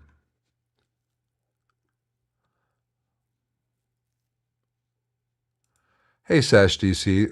It gets really complicated. I don't know if I have time to get into AT7 designs, 47K versus 100K to 82K. The 70s phase inverters where they went to the 47Ks and all that stuff, it actually makes a lot of sense because an AT7 is a current amplifying tube. A 12VX7 is a voltage amplifying tube. And the traditional, like 64, AB763 Twin Reverb phase inverter, which used an AT7, is derived from the previous generation Schmidt long-tail pair that Fender came up with in the 58 Bassman 58 Twin, which used a 12VX7.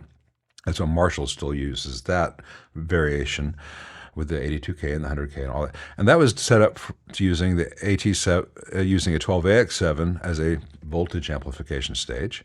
And then they just adapted that to use with an AT7. And it certainly works as you listen to any amp made before 1969 that Fender made.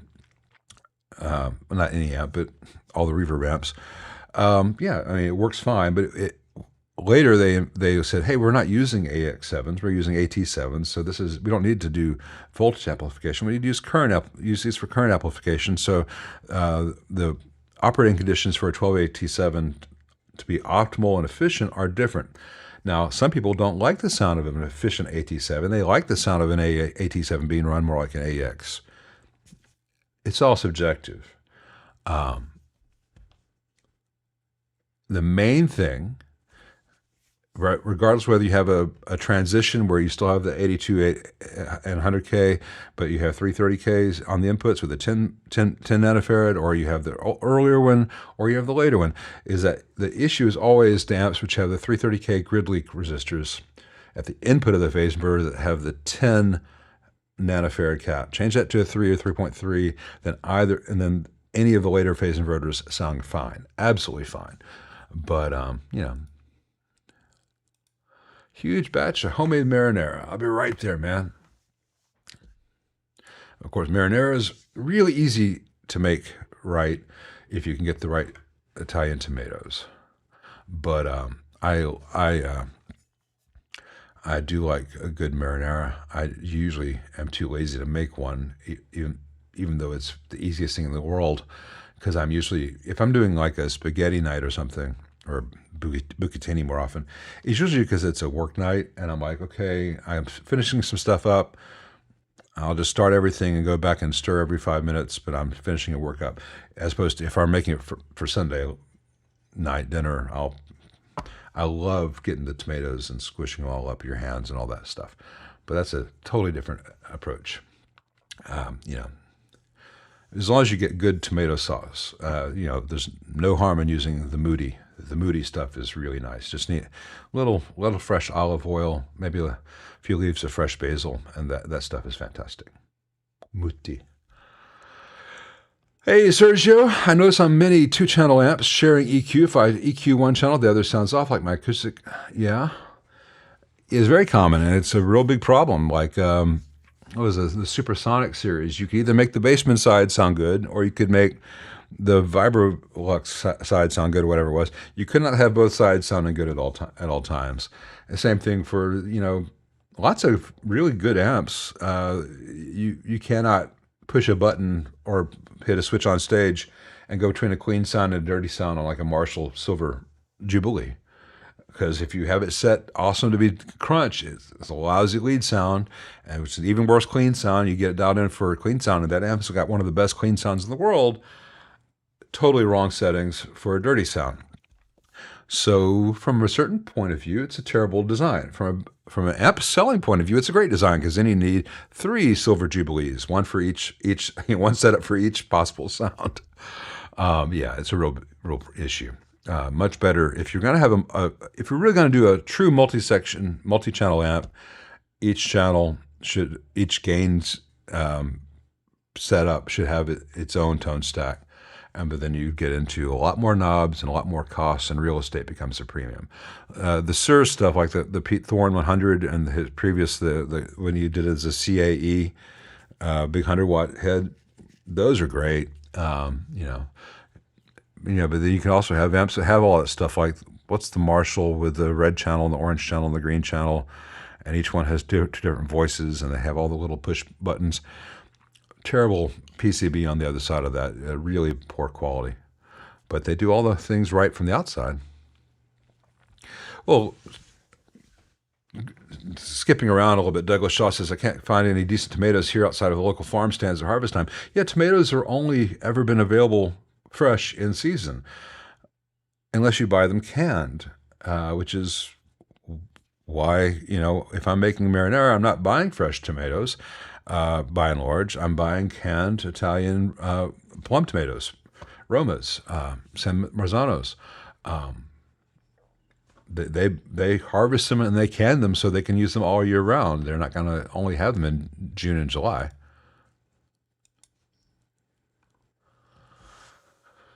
Okay, so you prefer Mark Bolan. I love Mark Bolan. I think Mark Bolan would have liked Duran Duran. Nikki likes Supertramp. I love her despite that, but I've never liked Supertramp. I used to work at a newspaper, and the editor played Breakfast in America all night long. He alternated between Breakfast in America and Warren Zevon's Excitable Boy albums. I got to love the Roland, the Headless Shotgun Gunner, Thompson Gunner, and all the other Warren Zevon stuff. But man, I don't ever want to hear Breakfast in America again. That guy's voice drives me crazy. And the topics are so twee.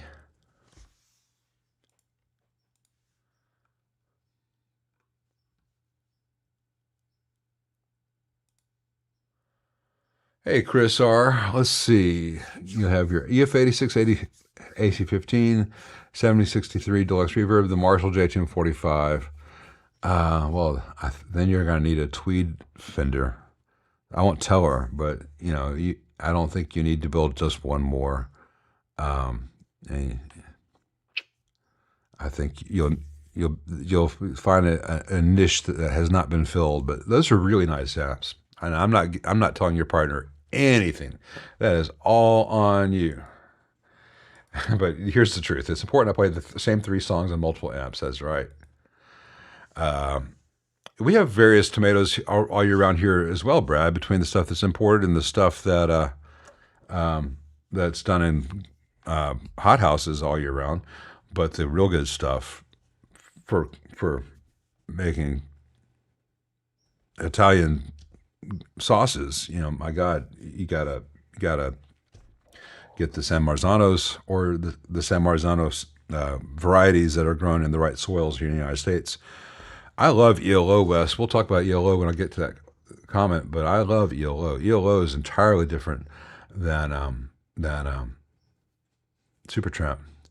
Hey, tech school dropout. Cozy Corner is better than barbecue shop with all due respect, brother. It absolutely is. I absolutely, if anyone here were to join me, I would take you to Cozy Corner.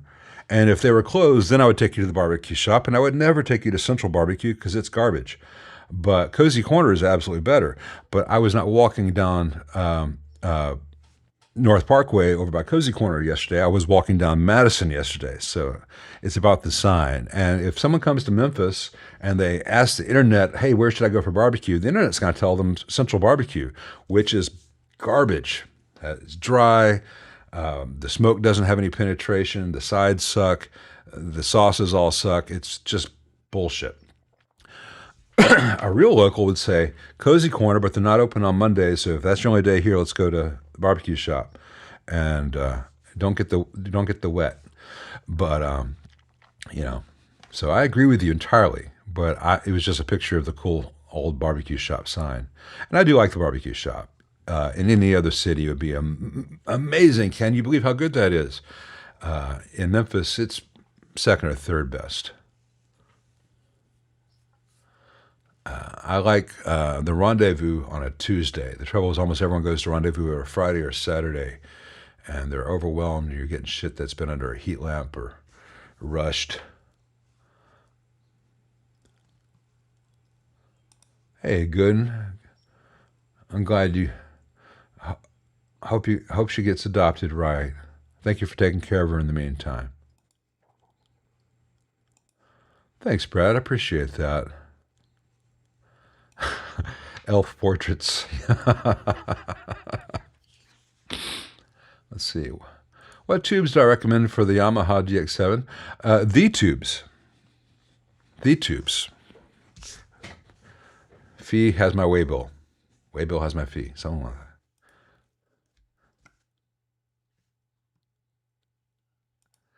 No, there is right and wrong about Duran Duran. For instance, Ordinary World stuff, that's bullshit. The stuff after 1990s, nothing. The core stuff, especially the first 3 albums, that's the real stuff. Anyway.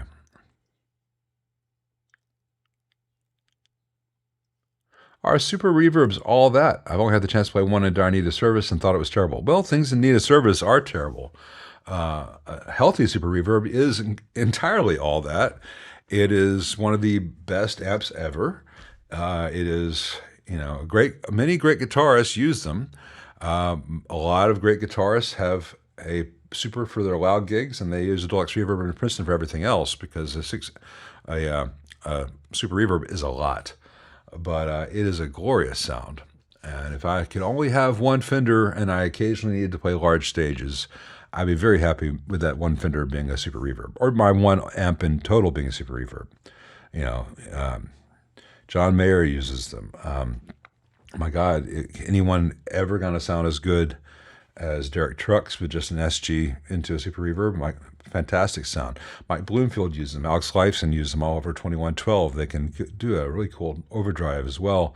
You know, you want to do B.B. King, Magic Slim, all that. It is one of the all-time best amps. But if it's not working well, it's not going to sound good. Like this AC50, fantastic rare amp. The owner brought it in because it didn't sound very good. Well, not only were all the cats bubbling, some genius had replaced the two critical 470K resistors with two 47K resistors in the phase inverter. In the phase inverter, that is very much a paraphase. And 47 is a very different impedance and mix ratio than 470. So the amp sounded awful. It won't sound awful when he gets it back.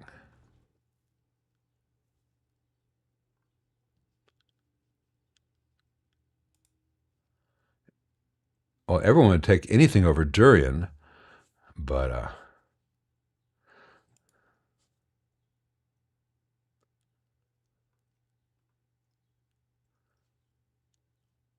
I've worked on a few Ingalls, Michael. Thank you very much. Brad here, Brad's Guitar Garage, has worked on more Ingalls than I have. I was not impressed by the ones I've had in, but I've only had a few of their models, so maybe they've got good ones and bad ones, and I just got the bad ones. But I did not see anything in there that made me think, I need to look into this brand more. Maybe I'd like one of those. Everything about it was like, oh, I want this off my bench as fast as possible. Go away.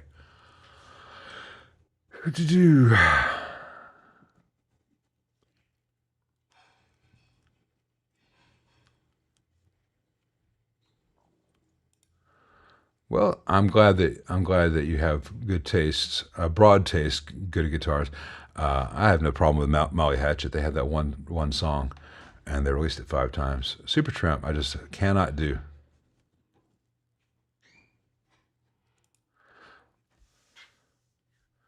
Let's see, 70, Ampeg, B15. Hey, Patrick Richards. Fixed bias voltage is spot on. Plate voltage is right on. Dissipation is 85%.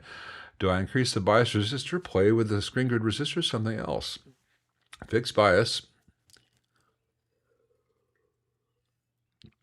If the dissipation is 85%, then your bias voltage is not spot on. Now, your bias voltage might match what's on a schematic, but that schematic was probably done with 114 volts coming out of the wall, and you got 122 coming out wherever you are, or et cetera, et cetera. So if your dissipation is 85%, your bias voltage is not spot on. Your bias voltage will be spot on when your dissipation is between 45 and 65%. So I am unfamiliar with the whatever version of that had 1970, but you're going to need to make the bias voltage more negative than it is now. So it's not going to have anything to do with the screen grids. And if what I just told you is past your level of knowledge, take it to a tech. A B15 is not a good one to learn on.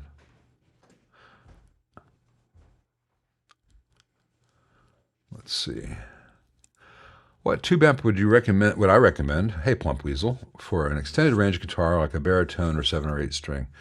Almost any tube amp is going to have the frequency range for that. In terms of just a frequency discussion, cabinets may or may not, though. Some cabinets don't. Most speakers don't put anything out much below 75 hertz. You can get 55 hertz speakers, and you can have a cabinet tuned with ports and reflexes and stuff to accentuate the lows.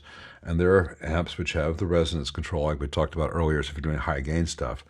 But it depends on what you're doing. If you're doing like a Charlie, what was his name? He plays the 8 string where he's playing bass and clean jazz guitar at the same time. Charlie, can't remember his last name. Brilliant guy up in New York. He could do that with a super reverb. But if you're talking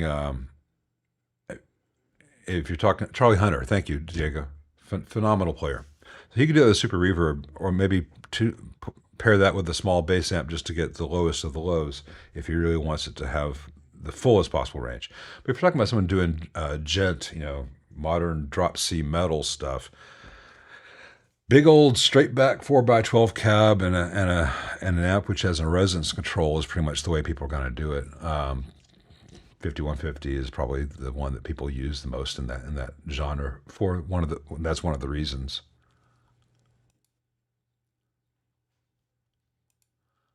Hey, Ethos, thank you very much. Is there any reason to use 1 watt resistors in a circuit such as the AB763 over the specific half watt resistors? The build I'm going off to build my deluxe reverb uses 1 watts. You won't notice any real difference going to half watts. In theory, if you have a large value resistor, so it's 100, so let's say 40K and up, 47K and higher, you will have a little less self noise with a half watt versus a 1 watt. So you will get a little bit less thermal noise out of the resistor if you were to use 100K 1 watts for all your plates and your slopes, and then the 82K in the opposite section. So if you have them, that's fine. But remember that in the 60s, Fender used half watt resistors, and that is a classic sound, and most of those amps, when healthy, have a very low noise floor. In the 70s, they changed to 1 watts for those plates, but they also changed to 1 watts that are jammed together with really short leads that get overheated as a result of them not having enough lead length, and then they covered all in conductive wax. So they more than offset any benefit they would have had from using the larger 1 watts. I don't sweat it. I happily use 1 watts, especially since Zycon is no longer making the 1 watt carbon films, and they used to have every value ever needed for pennies, literal pennies, and they were high quality. I wish Zycon would make them again, but it's much easier to use half watt resistors because there are more values available in half watt carbon film than they are in 1 watt carbon film these days. Well, when I come to town, you'll have to thaw some out for me, man. 8-quart batch. Sounds like I've got the Banana Boat song in my head now. Like 6-quart, 7-quart, 8-quart batch.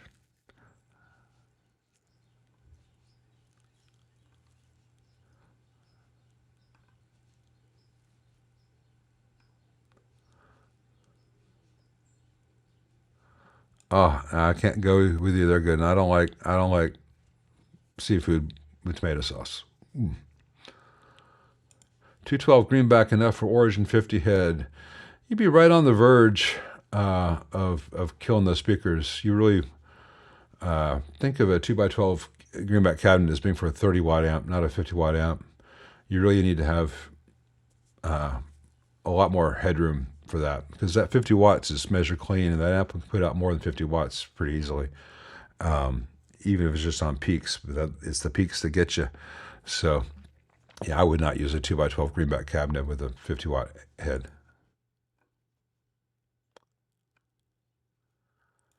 I absolutely love ELO. Always have. It is interesting, the bands that exist outside of everything else. And so for a period from the mid to the late 70s, ELO was one of the biggest bands on the planet, and they did not sound like any of the other trends that were happening at the time. Same could be said for ABBA. They weren't sounding like disco, they weren't sounding like funk, they weren't sounding like Philly soul, they weren't sounding like all this stuff with the string sections and brass that was being done at the time. They were their own self-contained entity. Yeah, they had overtones of the Beatles and all that, but my God, Mr. Blue Sky I could listen to again and again and again. I just love ELO. I don't love all the stuff Jeff produced, like Free as a Bird and all that is okay. There's a reason that song wasn't finished. I like Won't Back Down by Tom Petty. That stuff, there's a sheen to all the background vocals. I find it very plasticky. The set, Got My Mind Set on You by George Harrison, that kind of stuff. Jeff Lynne doesn't always know when to say that's too much. But back in the day, when he had the Zeitgeist, he was just phenomenal.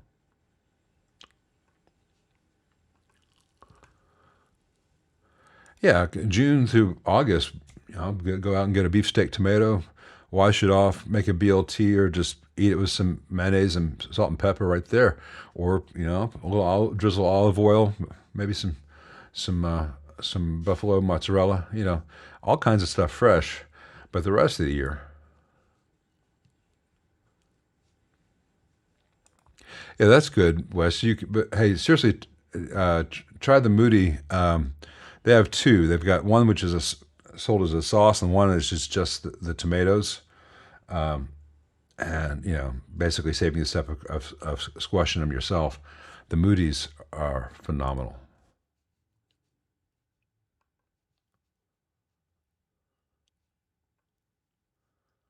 Hey, Curtis, the Central Barbecue on Central was the spot 15 years ago. Now, 15 years ago, it sucked too, and that is a 10-minute walk from my house. I remember when it first opened, I was really hopeful, and then I ate there, and I was like, what the hell? We lost our old pizza joint for someone opened a bad bad barbecue. Then, of course, because that's how the world works, hey, this is really bad. Let's get really popular and have a whole bunch of other locations and have everyone think this is what barbecue tastes like. Ugh.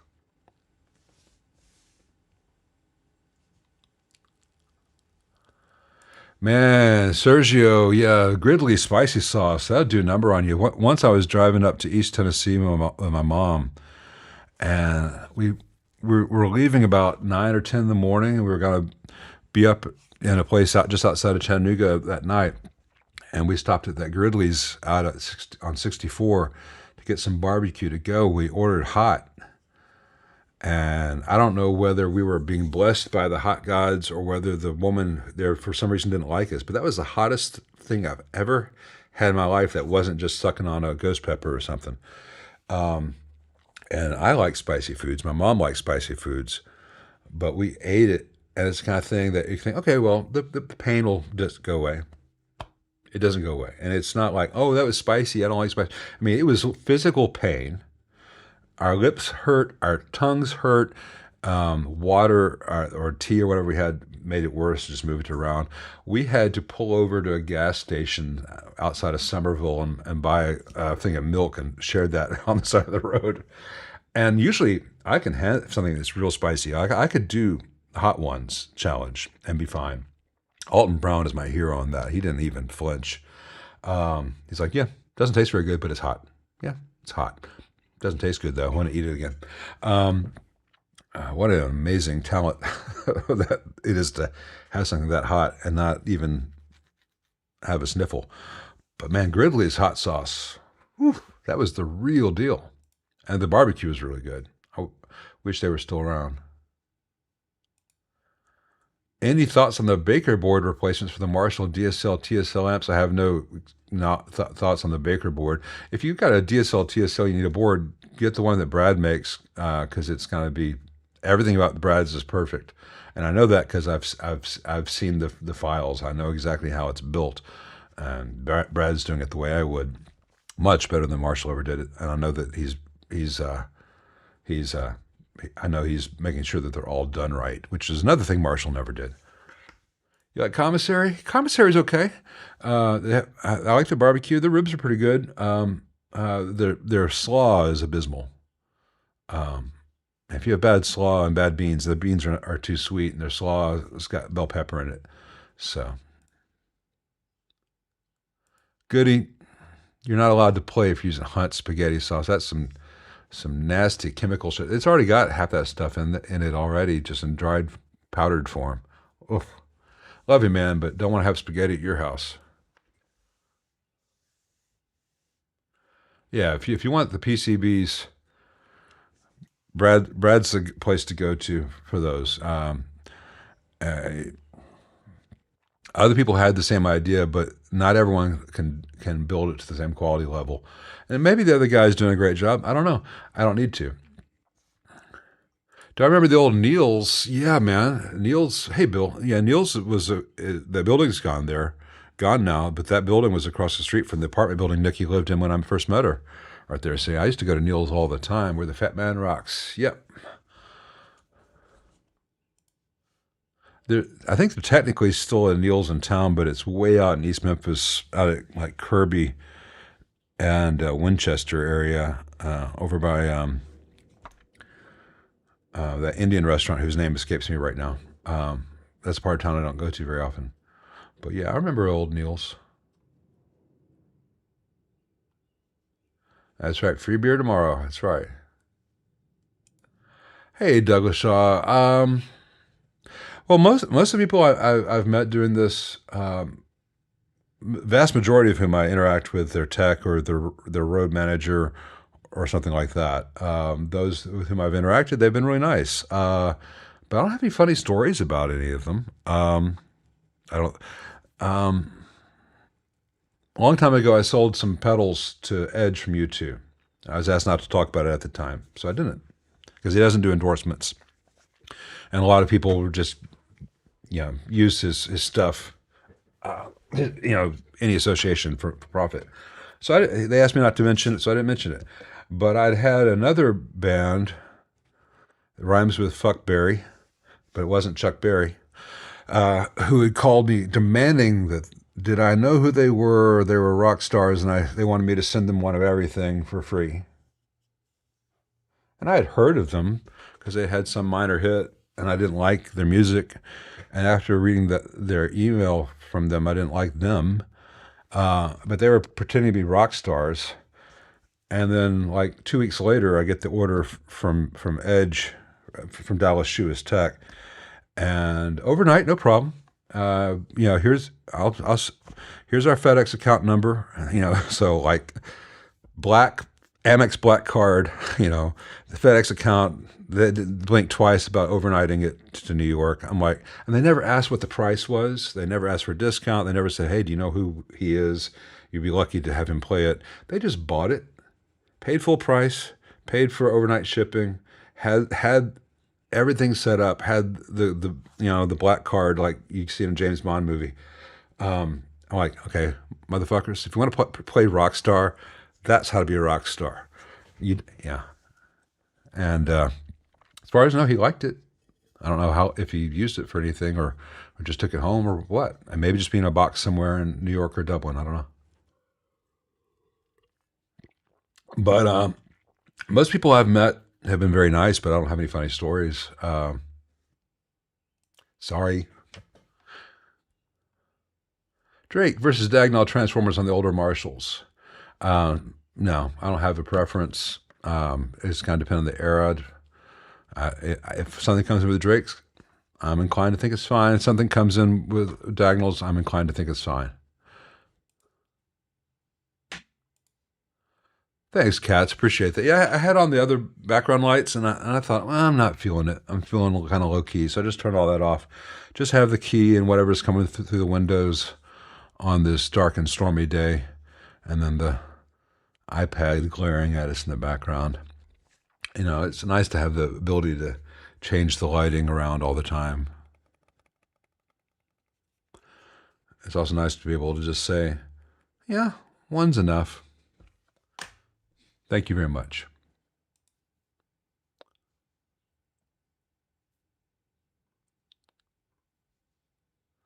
Pros and cons of a single-ended amp. The pros are that it's cheap and easy to build. The con is that it can only be so loud unless you want to make it really heavy and expensive. And there's an inherent background hum to a single-ended amp that's really hard to engineer out. And by the time you engineer it out, it would almost be cheaper just to build a push-pull amp instead. Single-ended amps traditionally are budget student models. Now, I just finished up a Vibrochamp. I like the sound of Vibrochamp, and I'm quite good at what I do, but it had a little bit of background hum. And it wasn't a heater hum. It wasn't anything related to grounds. It was just, there was no common mode cancellation because it's not a push-pull, so you can't You can't do anything about it, so they have a little bit of hum. The Swart 5-watt amp I had in, the Space Tone Echo Blaster 3000, whatever it's called, really nice amp. I just don't remember what it's called. And then it had space and echo in it. In space, no one can hear you echo. It really mitigated the hum very well, and I know how they did it. They did with a resistor trick on an added filter stage. But again, that takes more parts, more time, more space, a little bit of actual engineering, and traditionally they're just designed to have something that makes a pretty good sound for students. So I'm not a huge fan of them myself, but I understand the need. Hey, Dustin, yeah, Deluxe Reverb can handle a baritone just fine for traditional baritone sounds, and can handle a bass 6 pretty well. Run it into an external 2x12 and handle bass 6 just fine.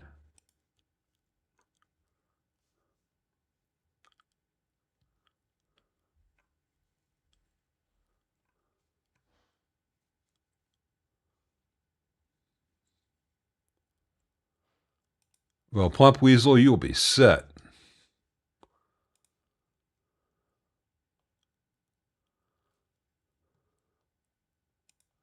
Hey, Chris.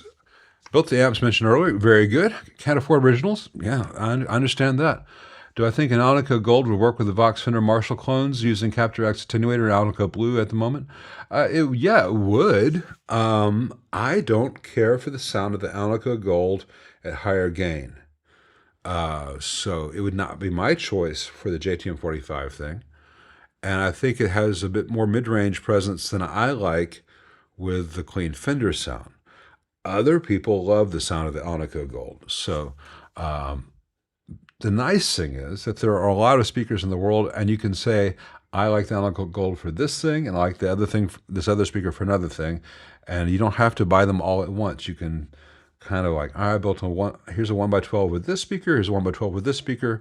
I like them each individually. How do they pair together? Okay, I like that sound, or I don't like that sound. I'll never do that again.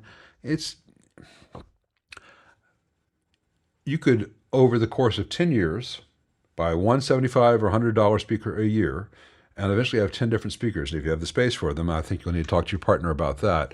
But if you already have the Alnico Blue, I might suggest getting something a little bit different than what you have.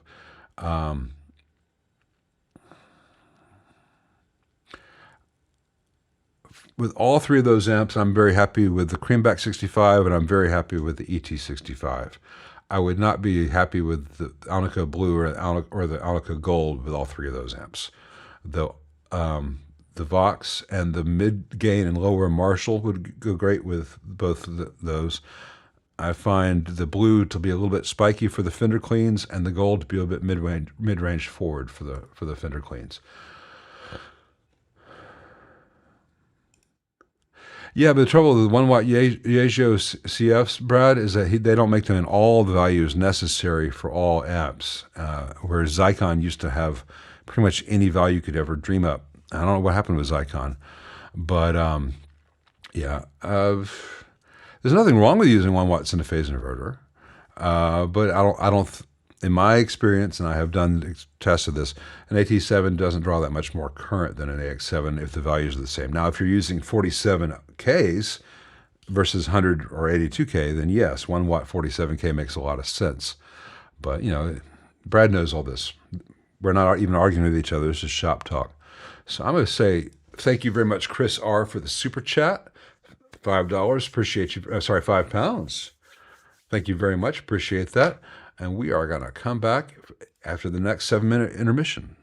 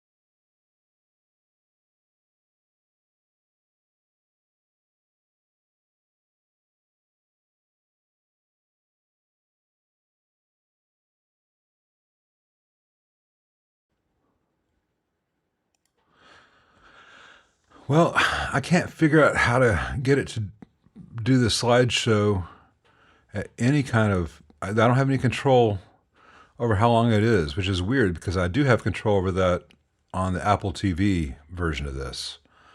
But this is the same as the one on the iPad, and it's also doing the thing where it randomly crops my photos, which is weird. Let me try one other thing here. No, it's doing a weird crop thing, which I don't appreciate. Yeah, Apple used to have a fantastic way of doing this, and it would do it just fine. And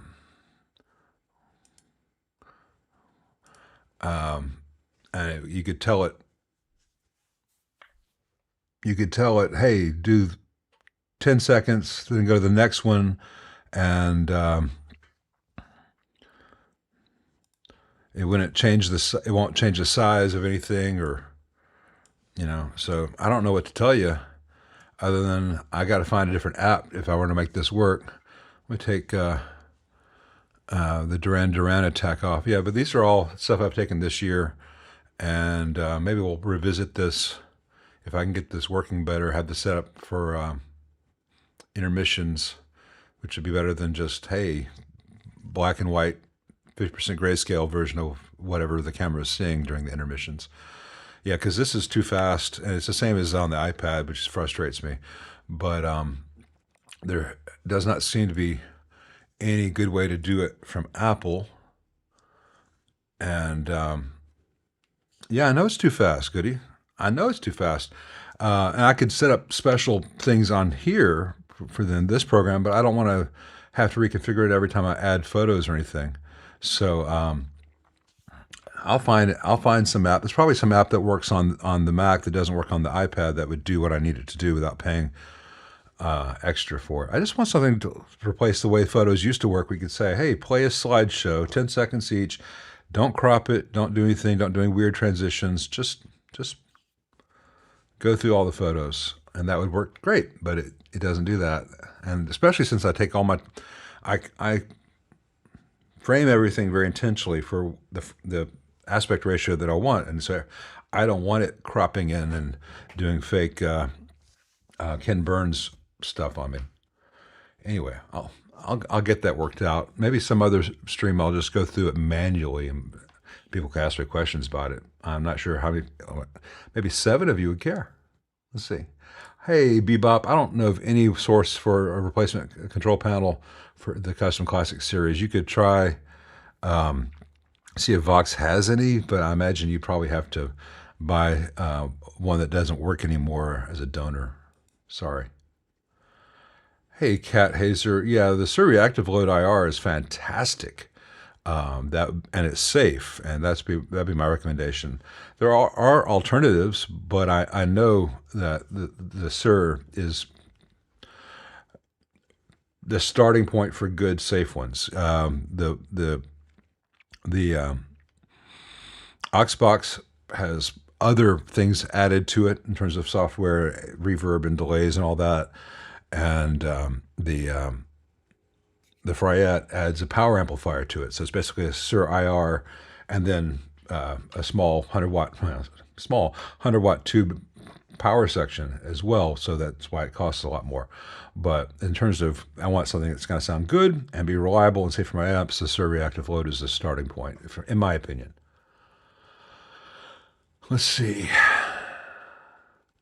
Well, ELO was a little derivative of the Beatles, but I mean, I don't think it's derivative. It's just they're saying, yeah, we love this. This made our ears perk up, and that's what interests us.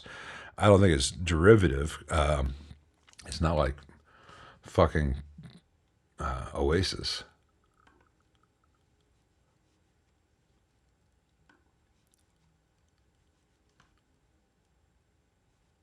Yeah, it's very much coming out of that period, Magical Mystery Tour kind of stuff, and I love it. That's the thing about music, is you don't have to like everything. I certainly don't. And you can appreciate ELO while recognizing that they have an indebtitude to the Beatles.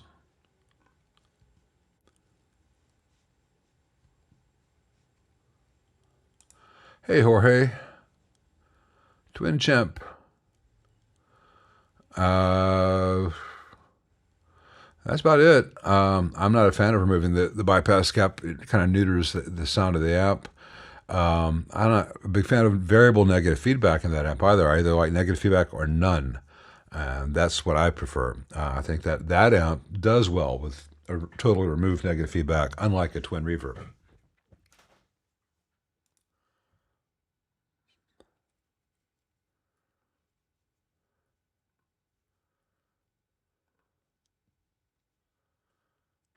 Anyone ever have Rotel? Yeah, Rotel is everywhere. Every goddamn potluck dinner you go to is Rotel. Thoughts on manufacturers labeling, numbering cable cores inside out and schematic on the inside panel like other. I'm not sure what I mean by cable cores inside amps.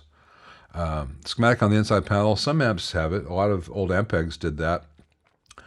But most companies these days want you to be an authorized service center to get the current schematics. It's just part of the game, I guess. How does one cheat at Hot Ones unless he didn't actually eat the sauces? I haven't followed that up.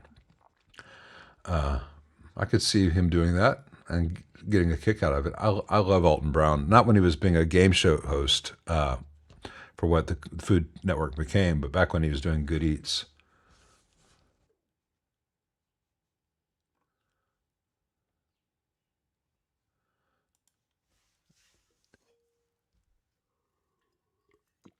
I bet that would do the trick, Diego. When we were in England, we went to various curry houses. I would order the spiciest thing they had on their menu, and it'd come out, it'd be nothing. And I'd ask, the first time it came out as nothing, I'd call the guy over the table and say, I'm sorry, this said spicy. You clearly meant British spicy, right? And he laughed and said, yes. So you take this back to the kitchen and doctor it, make it like it's something that you or your friends would eat? He said, sure. And came back, and it was really good, really spicy. And then the other places I went, I knew in advance to say, I don't want British spicy. I want what you would fix at home spicy. And phenomenal. So the Pakistani place, the Bangladeshi places, wonderful. You just have to say, I'm not British. Please make it really spicy. Thank you very much. And then they're delighted too. But, you know, if you want to understand the history of British colonization with Pakistan and Bangladesh and all that, all you have to do is say, I don't want it British spicy. And they laugh and they'll look in their eye. Yeah.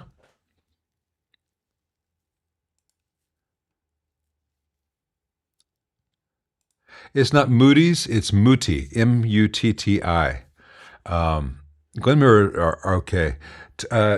Is it me or tomatoes gotten more acidic? A lot of canned tomatoes are using citric acid and calcium chlorides, which make them seem firm and fresh, but it also brings up the acidity and makes it really hard for them to cook down in a sauce. So they seem fresh out of the can, but they're not really what you want for a sauce.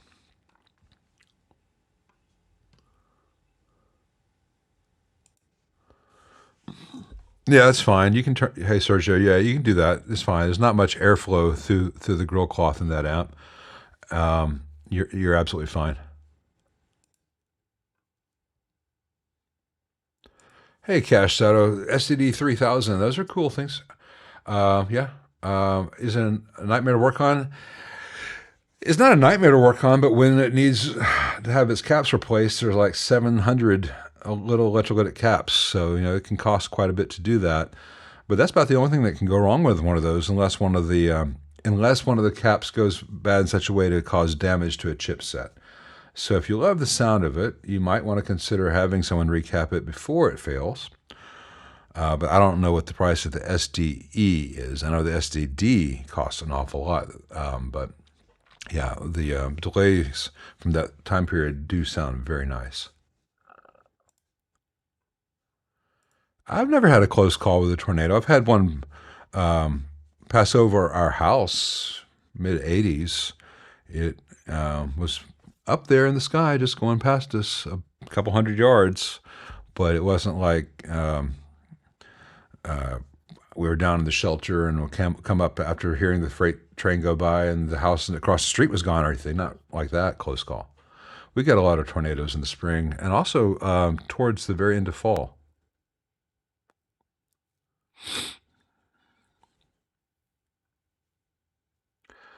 Hey, Darth Maximus, I've never heard of Risson or Risson LTA 120s, so I don't have any opinion of them. Sorry.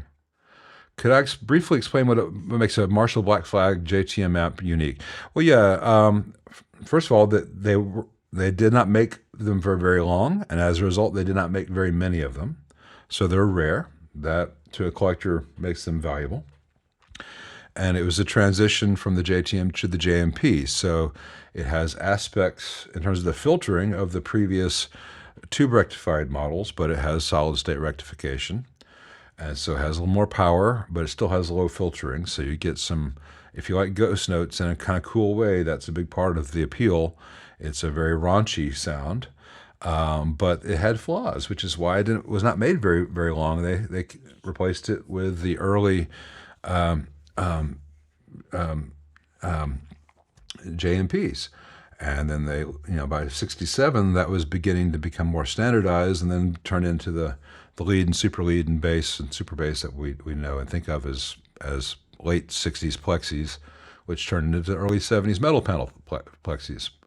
But the Black Flags were just a transition between the earlier JTMs and the later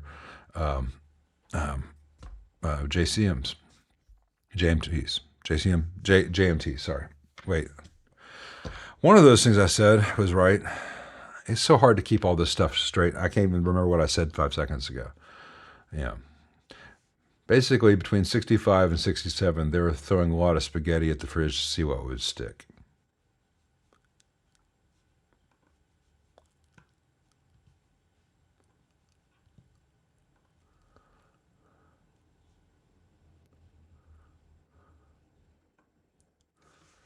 Let's see. Yeah, I could see the Alnico Gold being a good choice for the Cambridge, which is basically Thomas Organ's version of a Princeton Reverb.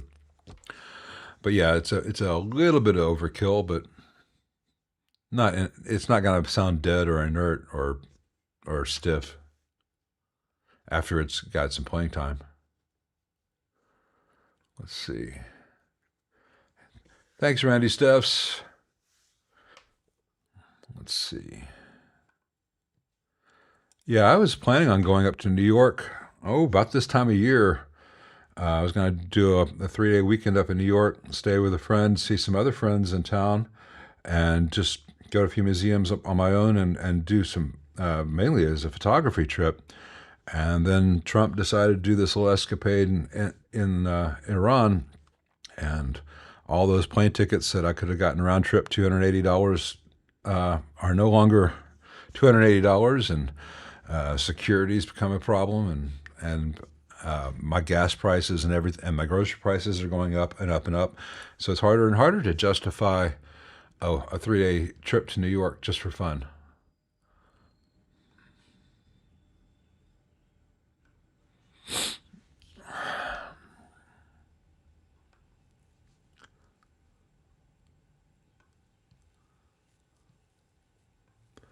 Let's see.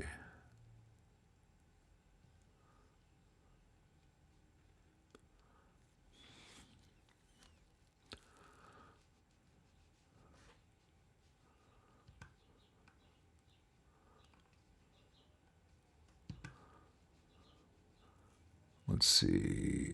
Hey, Bill Vonda. 69 Deluxe Reverb. What volume with vintage PAF output humbuckers? Well, I think is ideal for edge breakup and finding around volume 3 pretty good. It's always going to depend, Bill, on the pickups you have and how close to the strings they are. But yeah, 69 Deluxe should begin to break up around 3.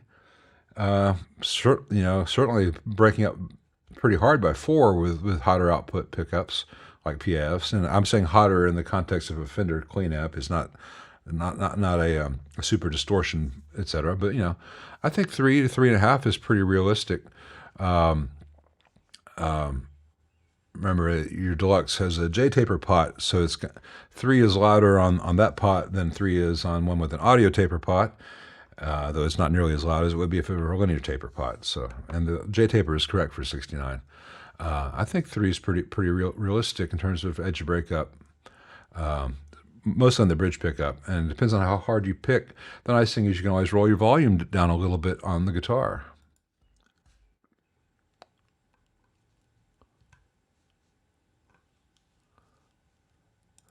Yeah, I mean, I don't need to tell you guys how the world works, or doesn't, or isn't. Nikki's got a Hyundai hybrid, which is great because she drives to Jonesboro 2 and 3 times a week and back. So that's 140, 150 miles at minimum every Monday, or every Tuesday and Thursday. Many times she has to go other times. So she's putting a lot of miles on that commute, and that she has saved an awful lot of gas money, saving even more now, though the gas, it costs a lot more to fill up the tank than it did a month ago. I've got a Volkswagen Golf Turbo, which still gets about 33 miles to the gallon, so not as good as her almost 50, but compared to most cars I've had in my life, I'm very green. There are very few charging stations here. The electric cars that would be worthwhile to me cost an awful lot, and I won't buy anything that says Tesla until that fucker is gone.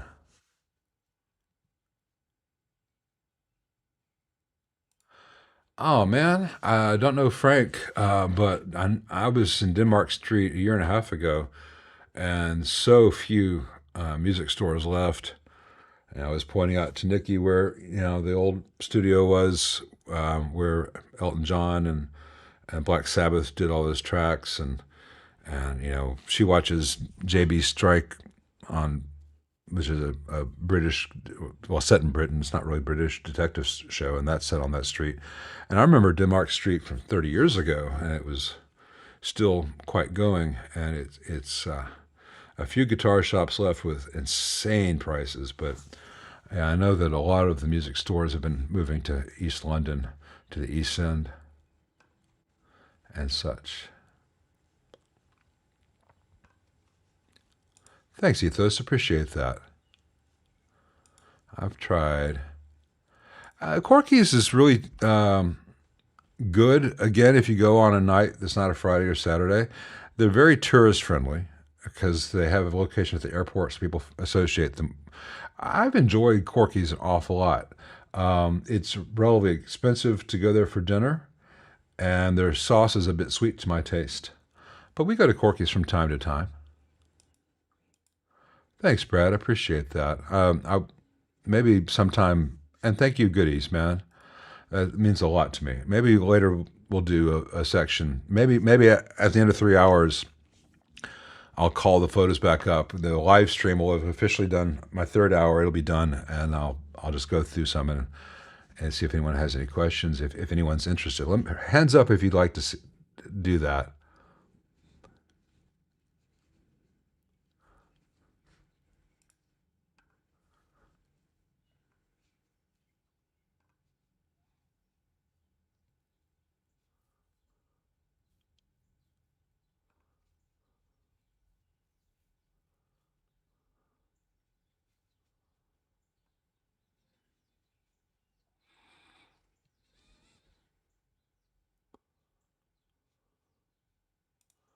Hey, Jorge, would you like to convert Twin Reverb Reissue to hand-wired to learn them for pleasure? Well, you'll spend a lot of money, and you'll end up with an amp that sounds pretty much exactly the same. The Reissue is a really good amp. it has a few weaknesses I've shown how to address. There's one problem with the twin reverb reissue. It also applies to super reverb reissue, where there's a trace layout on the board that's not worth undoing and redoing. It has a little bit, tiny little bit higher self noise than it would otherwise. But here's my thing. I'm not saying you shouldn't build one. I don't think it makes sense for you to buy an existing twin reverb reissue and then strip it all out and make it into a hand-wired one. What makes sense to me would be to buy a twin reverb kit from Mojo Tone, etc., and start from scratch, because you're not going to be spending for all the stuff that you're then going to rip out. And there's some aspects of the things that they do in the reissues that make it harder to get back to where you need it to be. You've got to open up all the holes on the front panel. You've got to figure out a new way to mount things where you're not going to have a board interfering with this bit of hardware that's already a permanent part of the chassis. I don't think that converting an existing amp into a hand-wired makes sense compared to just starting from scratch, blank chassis, go.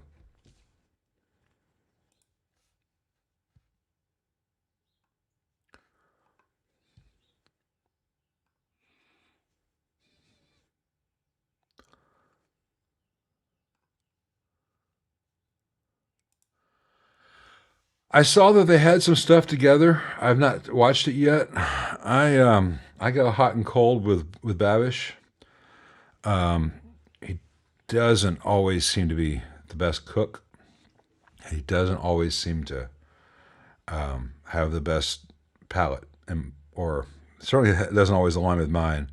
I think he's an entertaining personality, and it'd probably be fun to hang out with. But I don't get the same vibe from him that I get from some other cooks.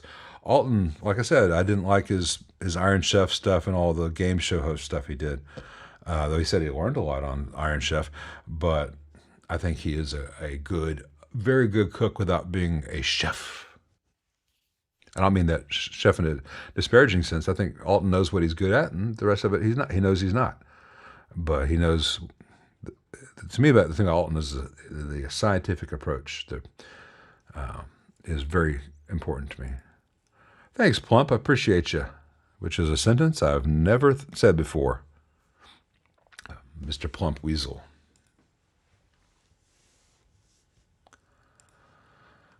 I didn't even know there was anything to get. Maybe I'll call you again and see what I missed last time there, Wes. Maybe the...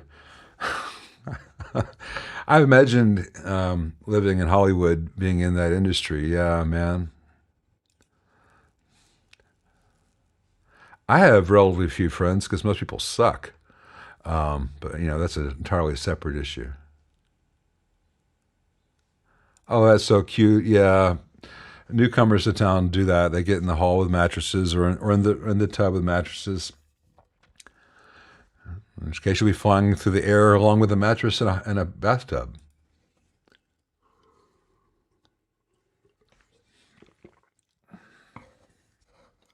Yeah, man. There are certain restaurants where you shouldn't even ask for salt and pepper. But bringing your own sauces.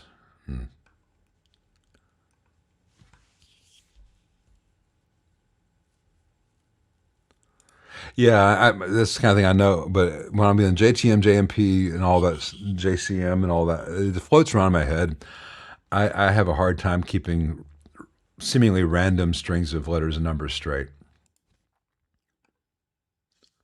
I can remember entire Shakespearean soliloquy, not Shakespearean, but actual Shakespeare soliloquies. But I can't remember JTM, JMP, JCM, which one's which in conversation.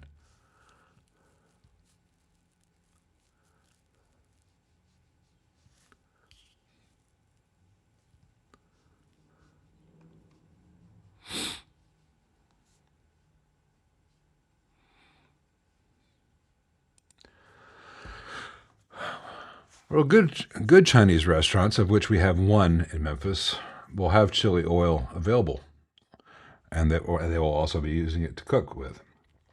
But most of the Chinese around here is American Chinese. The last really great Chinese food I had was in Oxford on a rainy Saturday night, and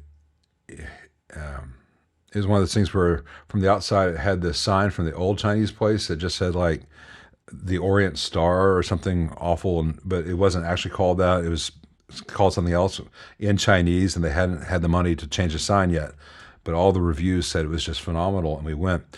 And I swear to God, we ordered, and our food was there within 10 minutes, right out of a wok. And everyone's crammed in these tiny little tables, and everything is sticky on all the surfaces, and they're just slamming the food in front of you.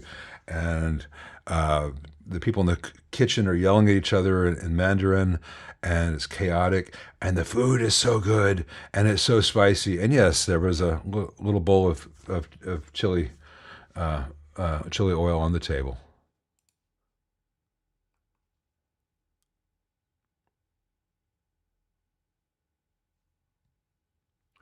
Yeah, I mean, the breakup of a deluxe reverb between is not hit your 66 versus Bill's 69. Each preamp tube has a nominally gain factor of 100, and Wes's might be 110, and yours might be 90. And that's within the accepted parameters of what the gain from a 12AX7 is.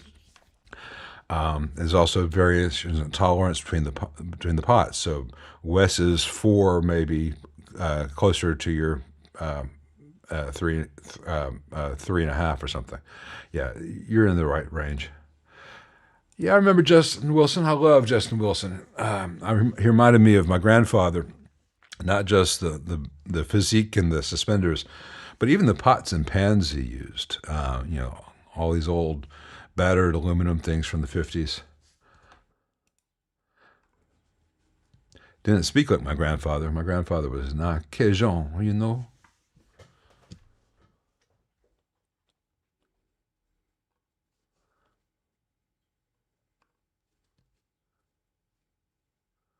I think Chris might be better able to capitalize on that than I am.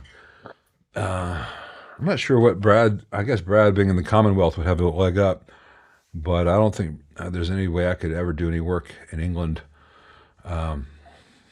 which makes me sad, because I would love to have the excuse to say, well, we live in Kent now, but I don't think immigrating is an option for me.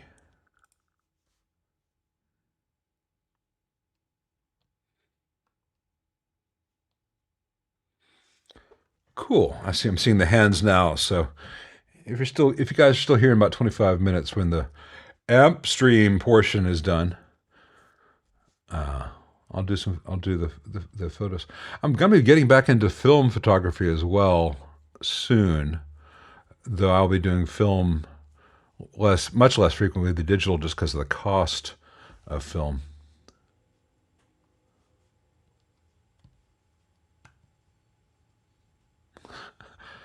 You should be getting a lot of mileage out of a motorbike. But of course, you don't have a regular motorbike, Brad.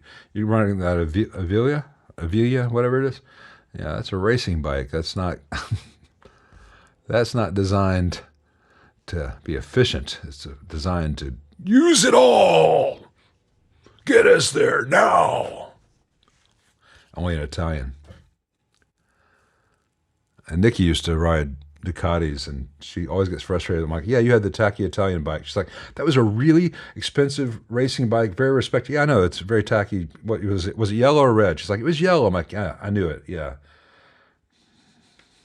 Aprilia. Yeah, or Aprilia. Yeah, the other tacky racing bike.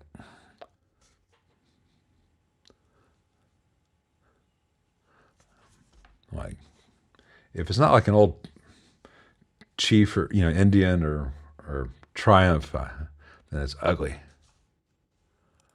I'd love to see your landscape photos, Wes. Yeah, it was 748, I think, Brad. Yeah, that sounds right. I'd love to see your photos. Yeah, 748 sounds right. It's one of those stupid things where your knees are supposed to almost touch the curb when you go around the corner, the ground. My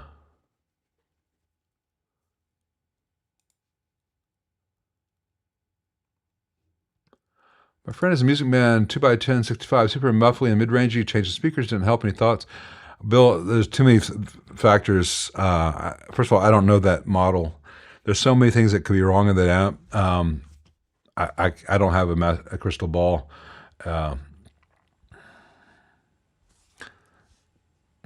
Probably needs a tech, and I don't know what the value of a Music Man 21065 is. But you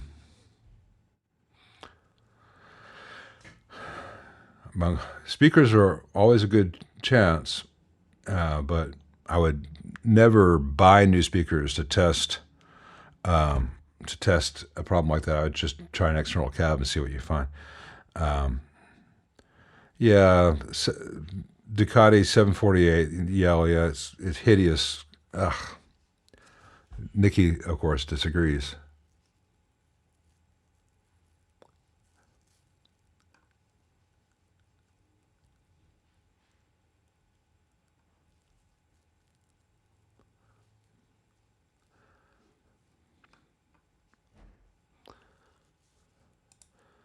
There's a place in town here called Quick Check where it's a bunch of seemingly, and I say this kindly, stoned college students who work the counter, but the owners are a bunch of angry Korean ladies. And there's this one woman who's just always furious with, there's nothing you can say or do right when she brings you up. But when she's working there, the food's always infinitely better. I don't know whether it's just her presence makes the world taste better, or whether the staff are terrified by her, terrified of her, so they go the extra mile. But man, fantastic sandwiches, and was it bibobam, bibapim? What, I can't remember what it's called. I don't much care for that dish, but my other members of my family love it, bibapim. But the ruder she is, the better the food tastes.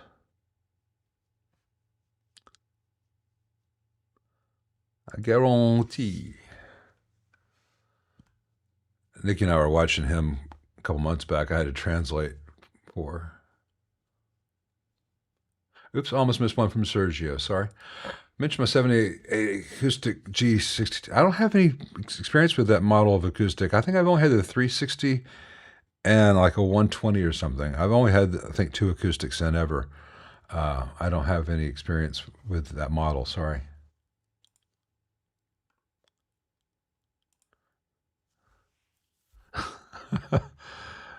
Is that a joke, Oz? It's just that people always will try to use a number 1 if it needs a number 2, or a number 2 if you use number 3, and then they just mangle the screw heads. So I mentioned a lot because people apparently an entire generation grew up without someone showing them how to do this stuff right. And so maybe I don't know, I'm just trying to be everybody's dad or something, which is a depressing thought. Bebop-bim. Bebim-bap. See, I can't even say it when I'm reading it. But yeah. Well, if you come to town, I'll take you there, and if she's rude, you'll love it.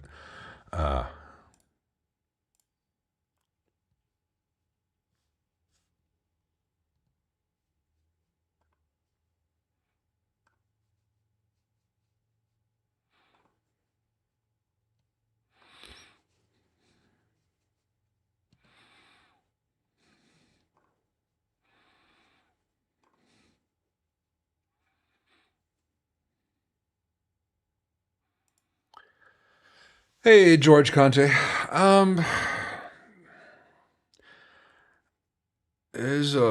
They can really help with an older amp that was designed when wall voltage was lower. For instance, maybe a 62, 63 Fender. You plug it into modern walls voltage where the wall voltage may be as high as 125, and you've got 6.8, 6.9 volts on your heater supply. You lower the voltage down to 117, 114, and the heater goes back to more proper range. Typically, you want between like 6.2 and 6.5, with 6.3 being nominally ideal. So for older amps that were designed with lower wall voltages, that's very important.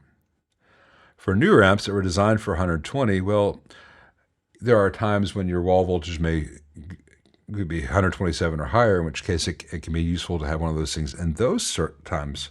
But the rest of the time, when the wall voltage is closer to 120, maybe 118 to 122, If it's not fluctuating a lot above or below those numbers, you don't need a box like that. So mostly for older amps. And if you have a place where your wall voltage swings a lot, right now it's 123 in Memphis. Later in the summer, I know that there'll be days when it goes up to like 130. And there are times in the winter when it drops to 109. Those are the times when you could, like if it's 130 volts coming out of the wall, I'll use a variac so that I'm not giving an amp 130 volts. You could use a brownie kind of thing for that as well. Just drop it by 6 to 8 volts. So yes, it can be useful even with new amps.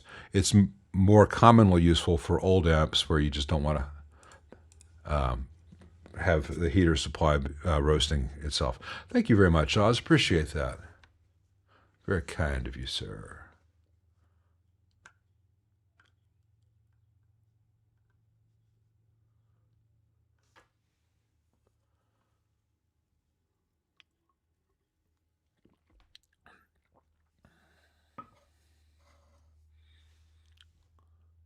She's always buying a case of broccoli. I think there's got to be some kind of discount, but yeah.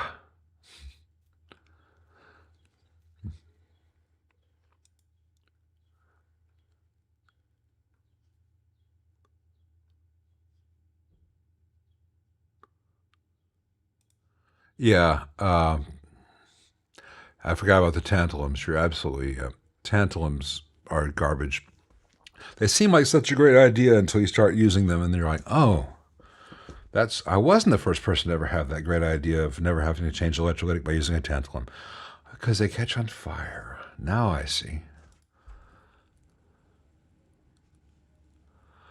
Well, the Pro is not at all like any of the traditional Fenders. It's not really a reissue. The Pro Reverb reissue they have out now, the 68, has nothing to do with 68 other than it has a silver front panel. It's not an actual reissue of an old Pro Reverb. Pro Reverbs were always 2 channels, 2x12s.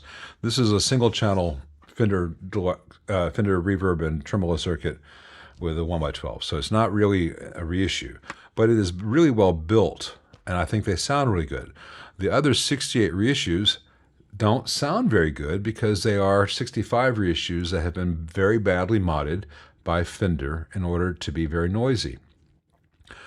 Mullet the Guitar Guru, what is my opinion on adding a 12-volt style fan inside my JCM 2000? I think you'd get a lot more dust into places that don't need to have dust. Your tubes would not be much cooler, and it would be pointless. Your amp would be acoustically noisier than it otherwise would be. So I'm not a fan of most fans, no pun intended. They can have a small roll, but the roll is small, is overstated. The slightly increased airflow comes out of the cost, and the cost is it brings any dust in the environment into tube sockets, into any opening in the chassis, into any crack, into everything, and it's harder and harder to clean up. That's not like a Stones song. My quote would make a good song.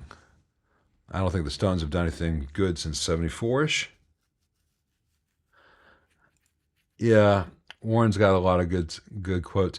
I got to use the bathroom, guys. I'll be right back. I'm supposed to couch it. Hey, I need to run to the other room for just a second or whatever. But I'll be right back.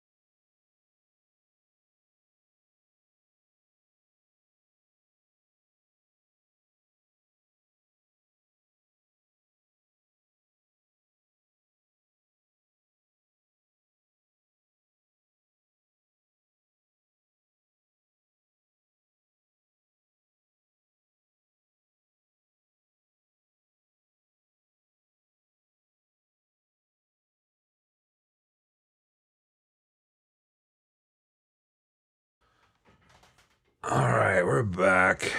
Sorry, it dropped like 30 degrees since yesterday, and it's cold and rainy today. And rainy days and drinking lots of tea have a inevitable effect.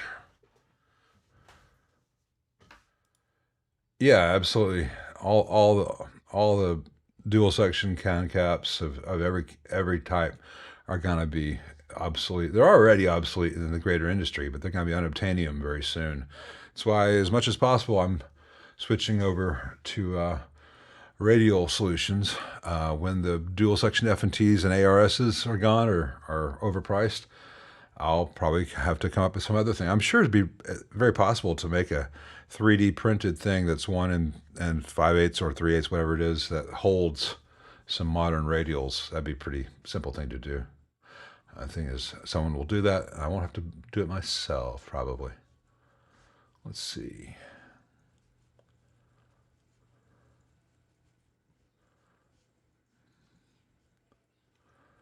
Hey, Pastor Bontani. Switchable tube rectifier. That would be something that you'd play around with and find that you never need it. It'd be an option for the sake of having an option. Just here's what I would suggest. You get a socket plate, cover that up. You can get one from Tone for like $4. And don't mess with it. But if you have a transformer that has a 5-volt rectifier filament tap, and you don't have a rectifier tube, you've got an extra 5-volt supply you could use to make a 9-volt DC supply inside the amp for switching things if you needed to do anything cool along those lines. Or you can just get a standard power transformer without that extra tap and save some money on the transformer. Well, I think we are kind of got caught up with all the amp questions. So I'm going to do the photo thing. Just 1 second. Let me get this queued up.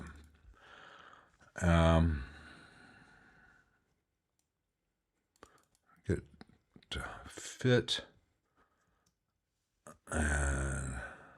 Okay. Just 1 second. Get ready for you guys. I got so many tabs open. They changed the icon for this app that I use, so it's hard to recognize it. Let's see if I can make this thing bigger. Not much, but some.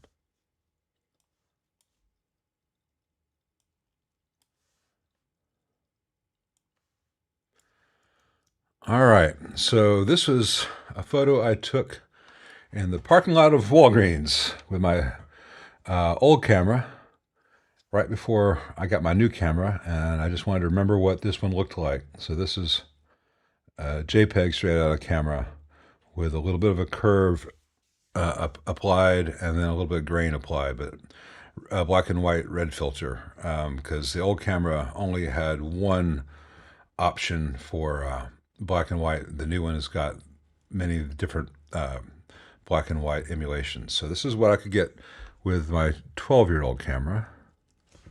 Oops. And this is also one of those pictures.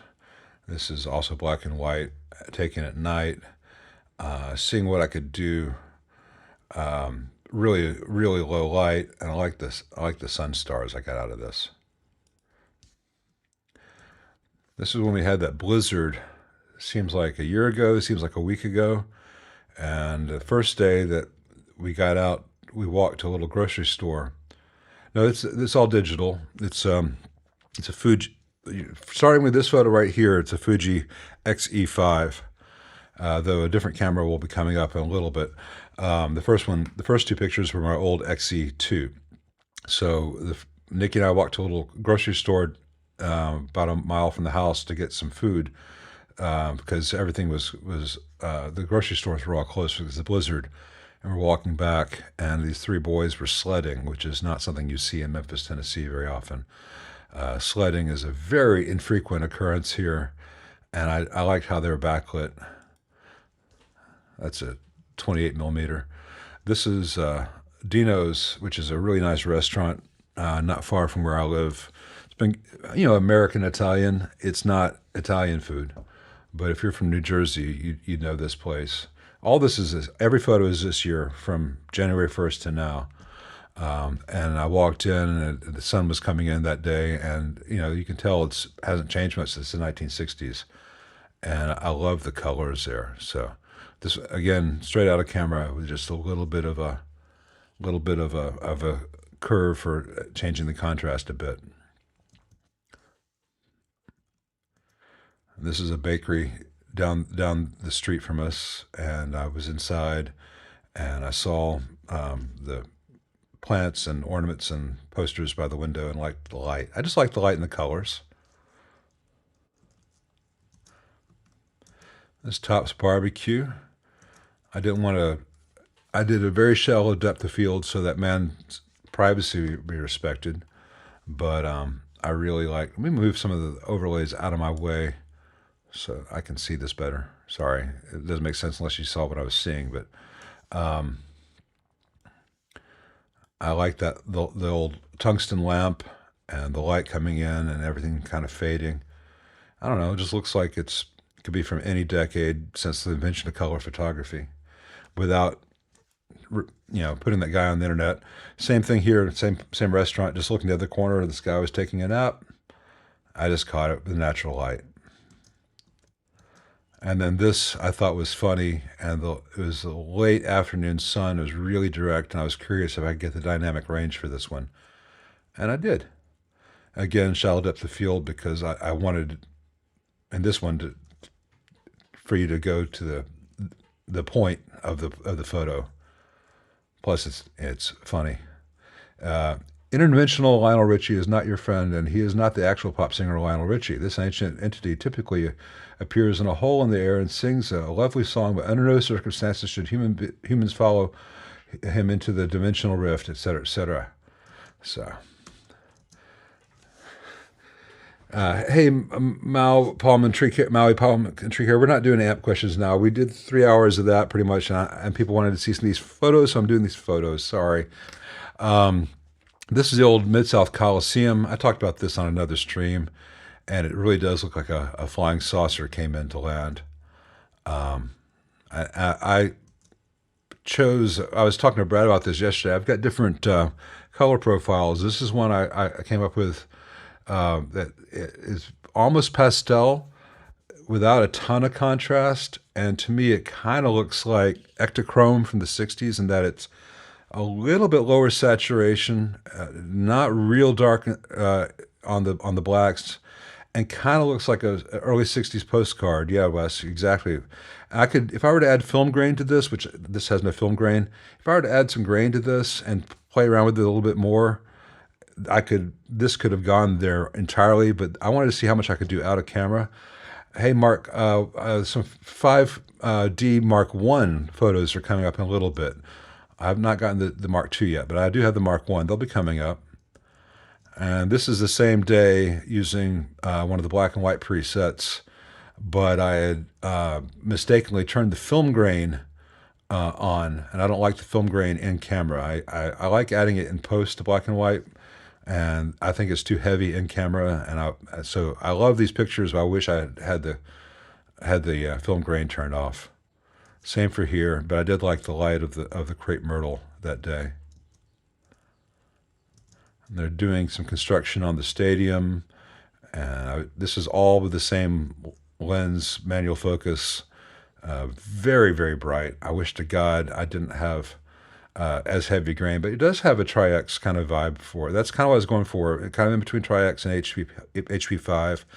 This is the same day, the same weather conditions, but from the shady side of the Coliseum, and it looks menacing, like a giant beetle on the horizon or something. Hey, Joe McGraw, these are all digital, so it's all Lightroom. And then that same day, walking back, there was that pattern in the cloud. It looks kind of like a dragon or an alligator or something. And I wish I didn't have the built-in grain on these photos. I think this is the last one that has that built-in grain. I removed it. It's just too heavy-handed in camera for my tastes. There's a little girl at the farmer's market, manual focus, which I kind of missed because she was a foot away when I got the focus, and then she moved. So you can see the eggs are really in focus, but I just love the way she's her little look. And then, you know, so I think the soft focus on her actually works. And it was a very overcast day. You know, interesting light, very soft light. I wish that she was in focus as much as the egg cartons, but that's the trouble with little kids and manual focus. You have to be a lot faster with little kids. It's a reindeer, I believe. Might be a cow, though. At that same farmer's market, you're going to see Mr. Larry in just a second, but I first saw Mr. Larry's outfit, and he was a sharp dresser. And look at that, those linen pants and those alligator skin shoes. And this is, I'm proud of myself. This is all manual focus. And this is not like, excuse me, can you hold still, please? I've got to frame this all up. I'm like, okay, I see that. I need to get that. Manual focus, everything in the moment. I've been really practicing. So, bam, got Mr. Larry's pants and shoes. And that's Mr. Larry. And I would look like all kinds of fool if I wore that outfit, but he looks so awesome. You know, I can't pull off a raspberry beret, but he sure did. And I wish the background were different. I would not have chosen to have him stand in front of some white buckets, et cetera, et cetera. But, you know, that's the thing about Candid. You know, we'll always have those shoes, Dustin. On the way back, again, the light that day, everything was like a softbox in the world.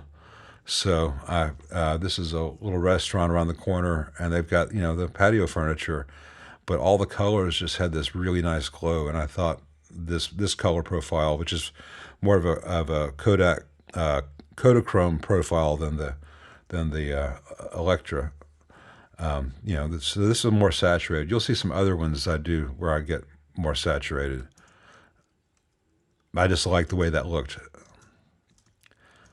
And this is right around the corner from those chairs on another gray overcast day. This is old silver horseshoe motel sign from somewhere out in Arkansas that's been moved back over one of the bars here.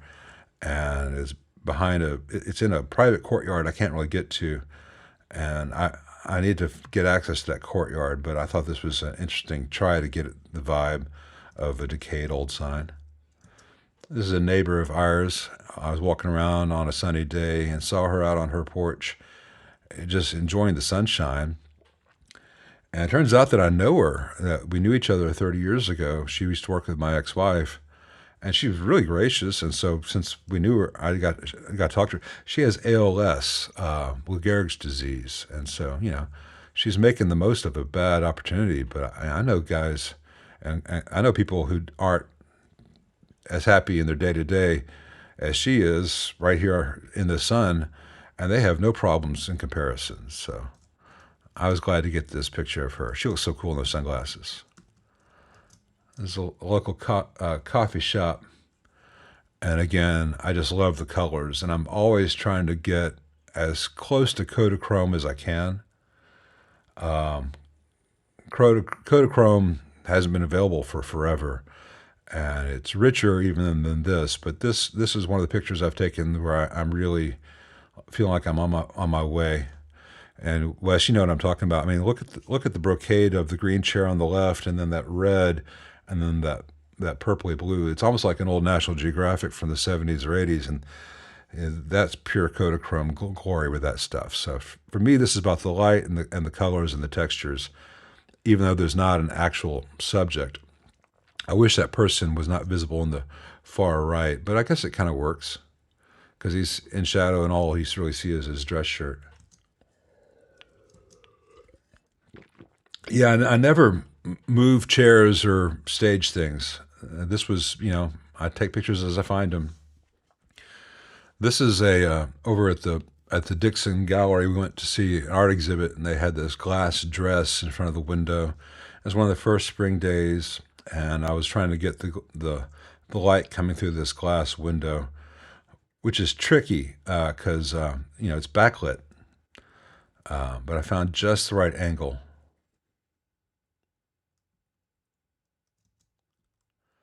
This is in the same museum. This is the next room from where that glass was, and the sun was coming through one window and hitting this shade on this other window, and so all the tree shadows and the bars were there against this textured fabric, and I just thought it was interesting as a compositional thing, like a Saul Leiter kind of picture. Brad, I don't know, but it's glass. I don't know how they managed it. This is another one where I've been trying to do like an Alex Webb thing with the underexposed highlights to make all the colors look more vivid. And I wish there was a person in this shot. That's the trouble with Memphis compared to New York, etc. And I don't think anyone's going to pay anything for these photos, Wes, but thank you very much. Thank you, Scott.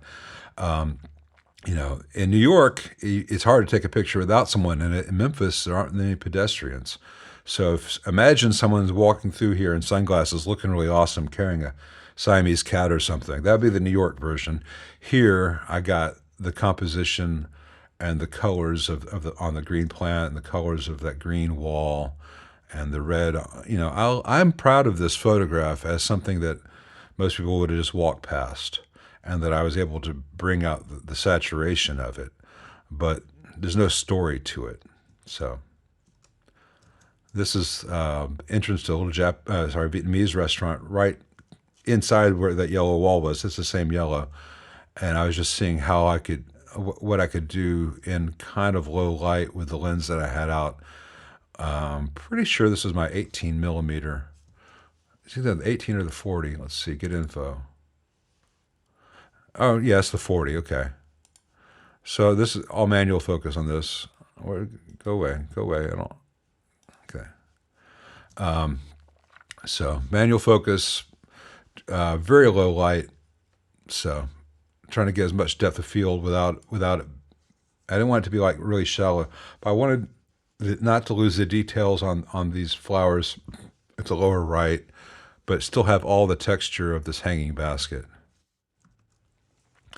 And in that same space here, they had the everything up against the windows and the girl outside, and the sunlight coming through and everything backlit. It made me happy. I assume for anyone for whom this is like someone showing their vacation photos, they already left. So, and this again, to me, this is the better version of the previous one. The previous one was good, but this one, you see that the texture of the light coming through the screen onto that green pot with you know, I love this, and this is beginning to look film-like to me again.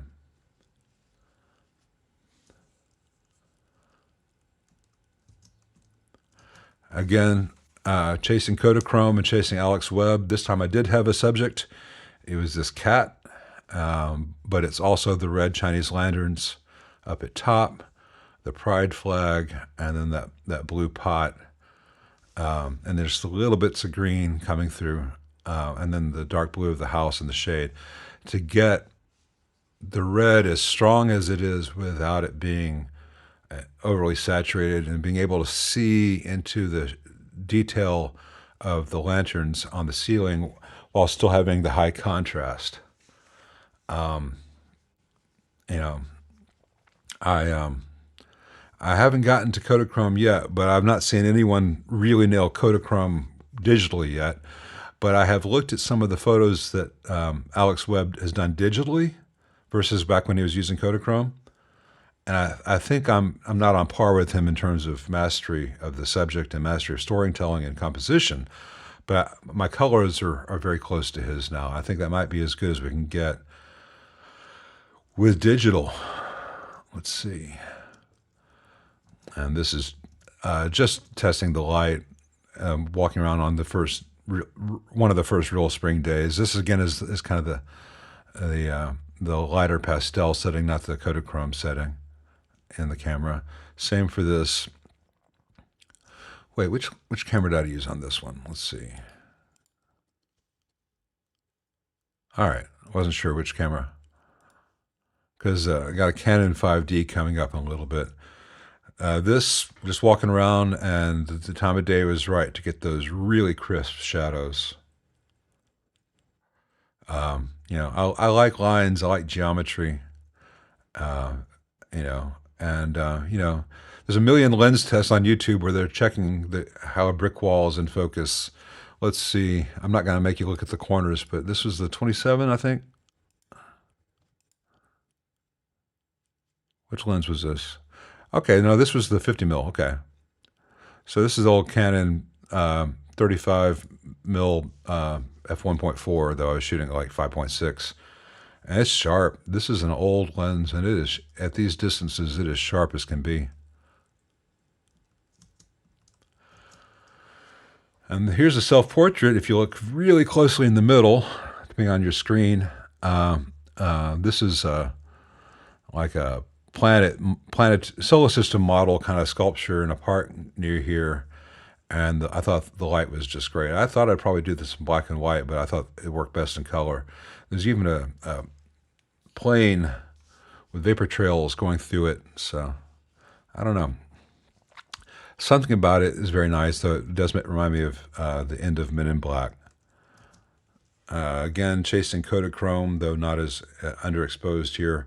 This is an old metal manufacturing company about a mile from my house, and I like the old 50s and 40s buildings with the what do they call it?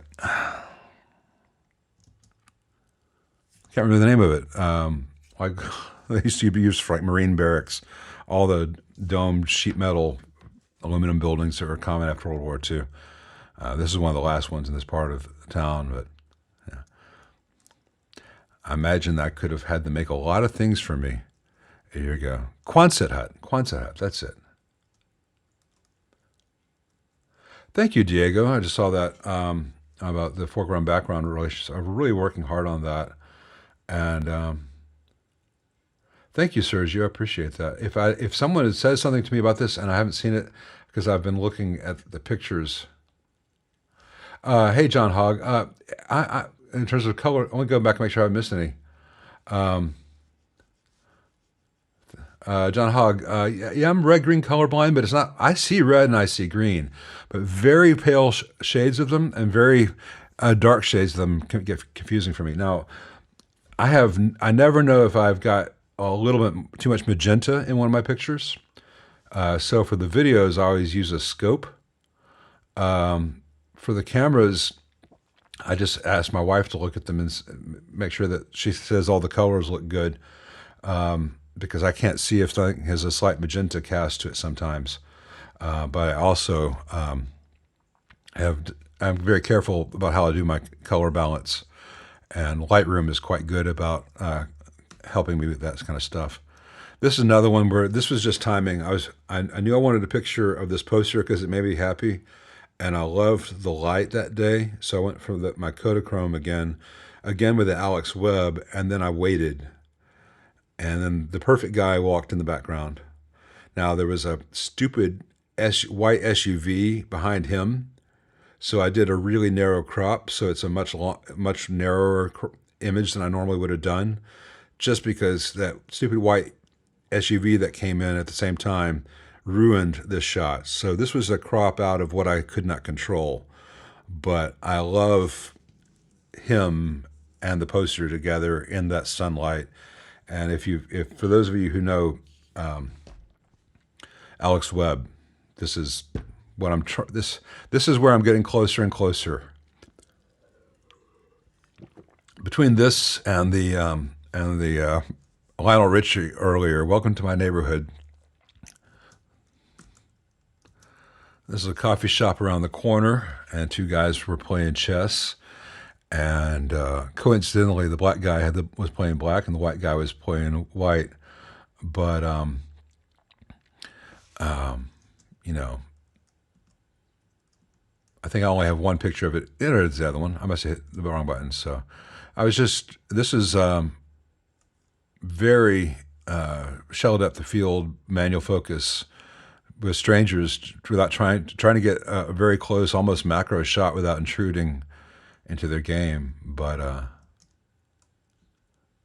also thought it was very indicative of what life is like in Memphis, because these guys are good friends and they're there all the time playing together, you know. And in Memphis, historically, black versus white. This is going to be an odd one to anyone who's really not into photography. This is one I did with a Vox 40 mil. It says 27 millimeter, 40 mil on my camera. Again, chasing Kodachrome, but the way the light hits those boxes, it's like they glow, and part of that is the lens and the way the light of the glow from those yellow flowers and the fall off of the light in general. This really makes me feel like that lens was worth every penny.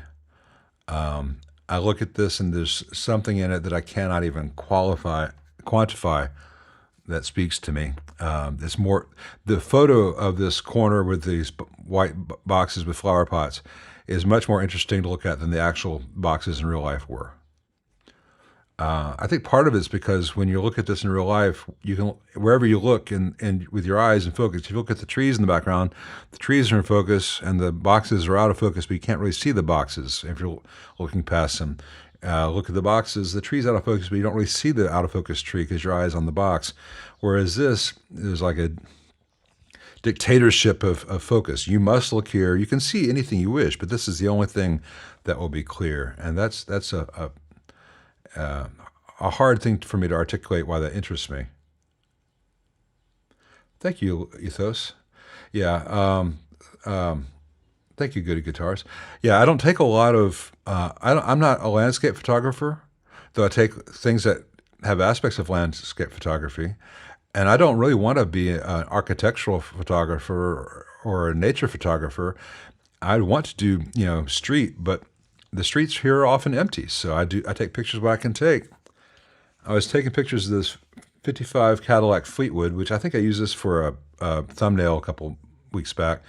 And then I was crouching down, getting ready to take the shot of the Fleetwood, and I saw that a Rolls, or Bentley, I think it's a Rolls, was coming the other way down the street. So I crouched, and I waited, and I crossed my fingers that a Prius or something would not come in between them.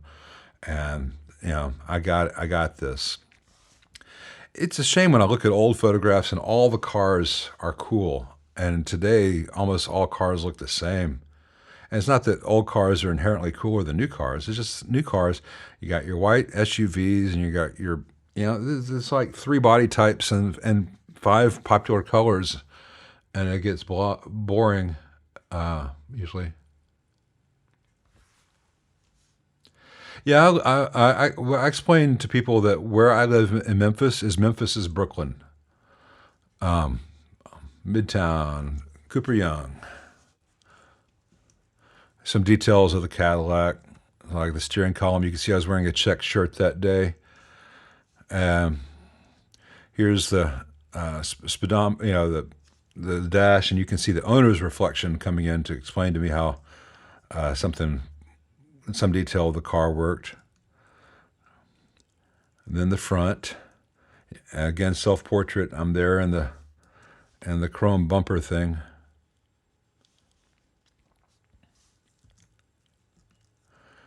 Went to the zoo with an 85 mil, and the light was beautiful that day. And I don't take a lot of pictures of kids. Usually, when I take pictures of kids, I always ask the adult or the parent, because I don't want to be seen as predatory.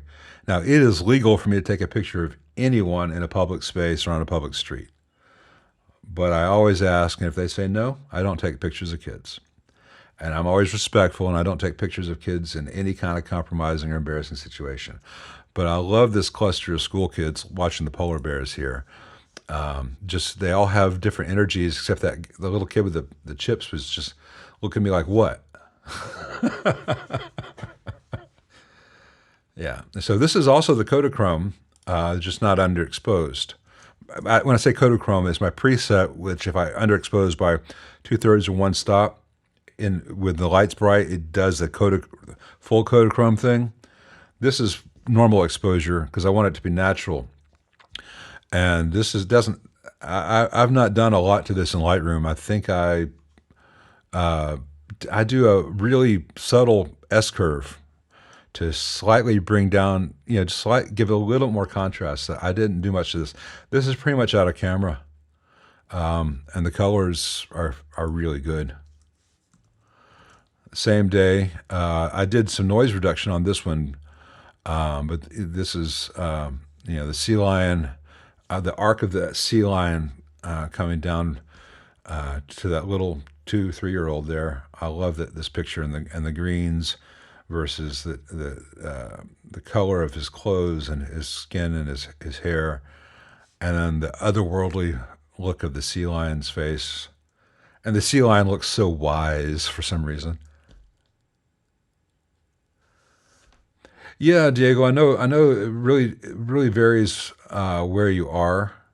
I know that in England the laws are more like they are here. I know in Japan it is very much not the case. And in Germany, it can be frowned upon. I'm not sure what all the laws are. I know that I would not take a picture of someone prominently, like a portrait, without their permission. But if I'm taking a picture of, say, the Cologne Cathedral, and there happens to be a woman walking in front of it, she's just in the picture. I'm not going to ask her permission to take a picture of a cathedral. But, I know that certain countries it's very different. Here is the old marble facade of the old Brooks Museum here, which is about to be gone. And they had 4 nymph statues outside.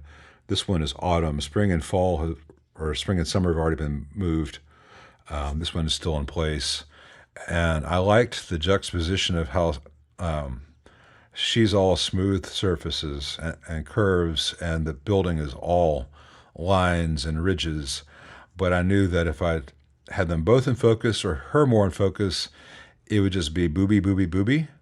So I just decided to put her out of focus. So she's entirely soft and the building is entirely hard, even though they're both made of marble. So these are the stories I tell myself. I don't know anyone else will ever see that or think about it or care about it. But it's what made me want to take the picture to begin with, because there's a million pictures of this statue that have been taken by people in Memphis over the decades and tourists. Oh, look, the naked statue, take that picture. And I just wanted to find a different story to go to it. Something to make it work for me.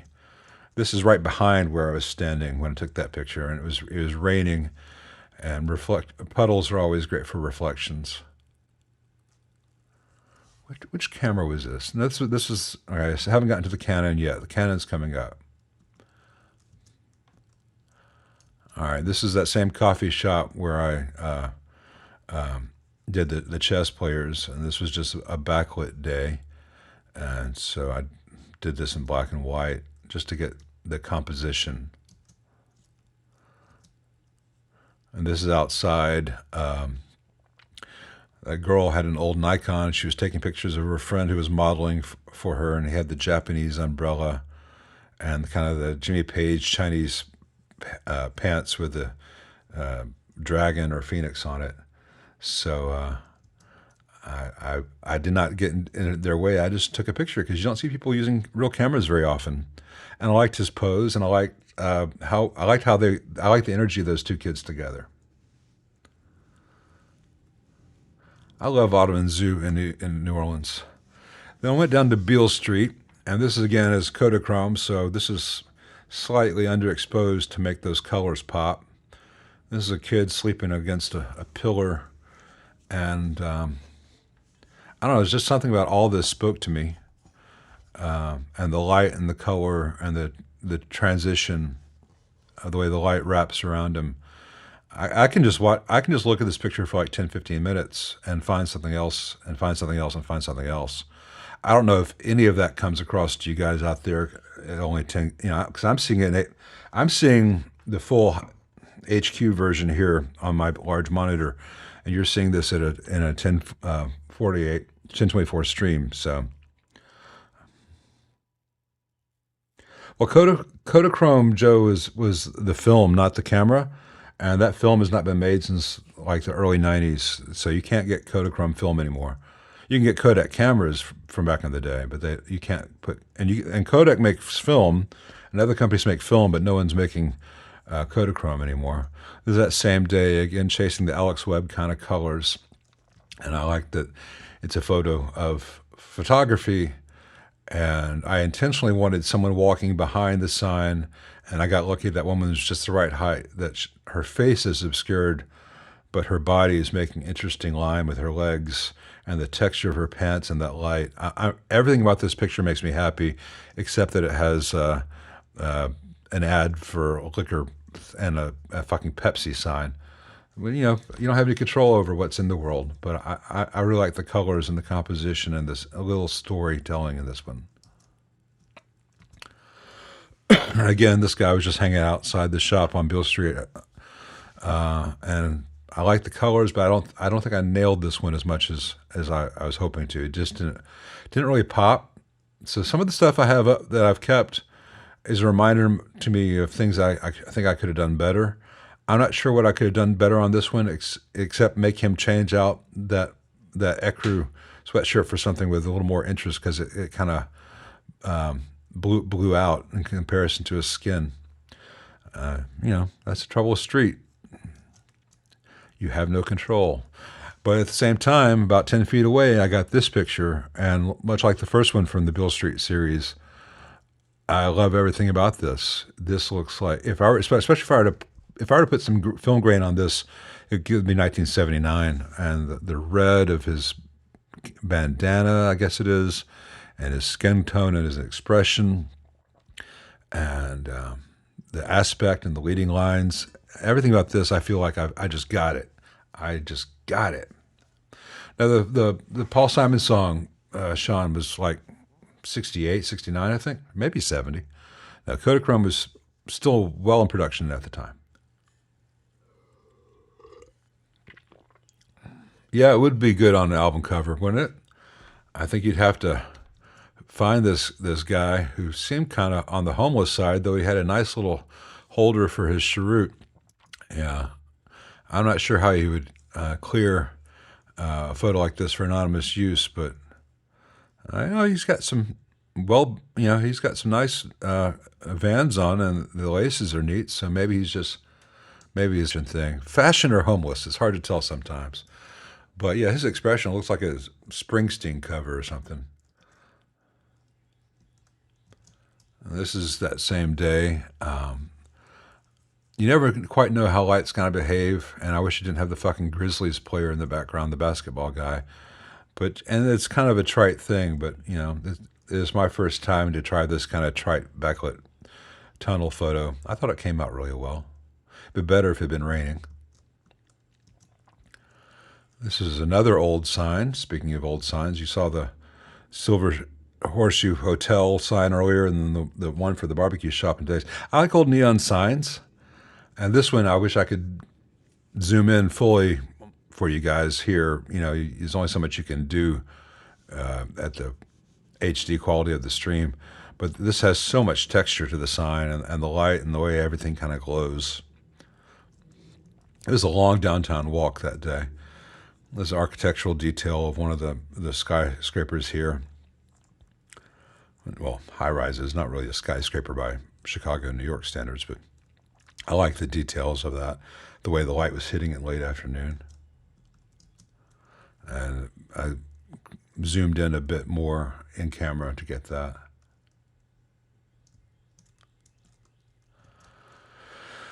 And here's ones where it's pretty much the same picture. I was just trying different focal depths just to see how it affected the same idea emotionally.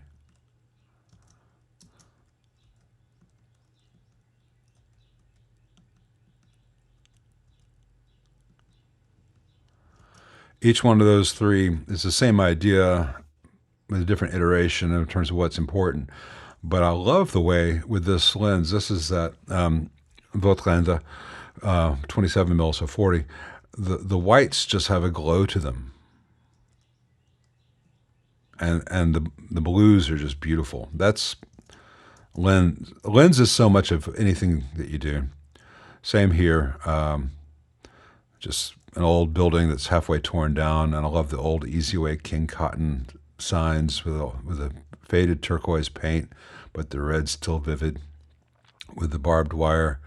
And thank you very much, Diego. And the razor wire. You know, if I put the focus on that, this whole thing would have had a menacing. You know, if the razor wire were in focus, this would be a threatening photo.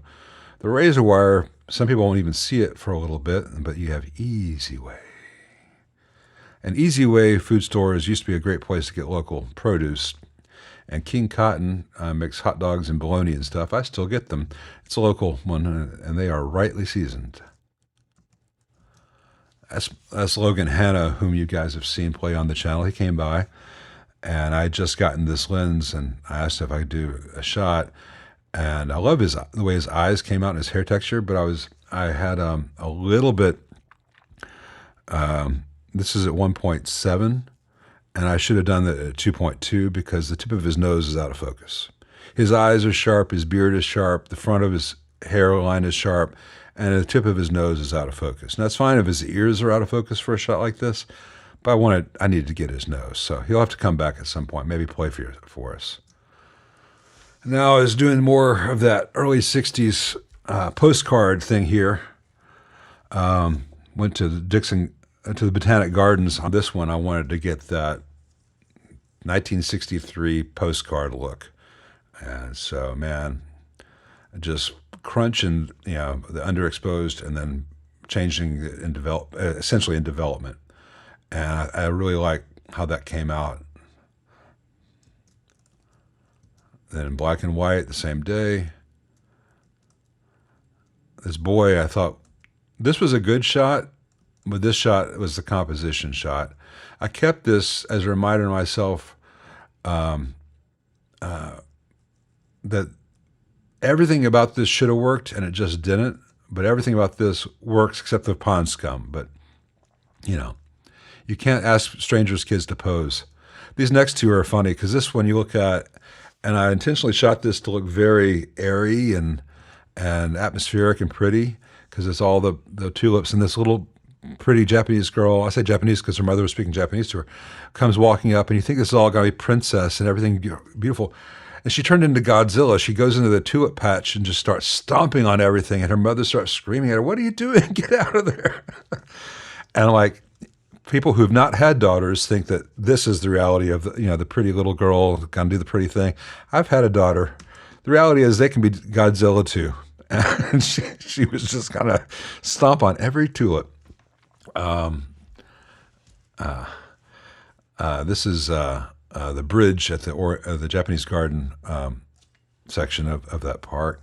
And I like the way the people were backlit, and I especially love the way the sun is just glowing off that one plane. That's an effect that's hard to get, but I really got it that day.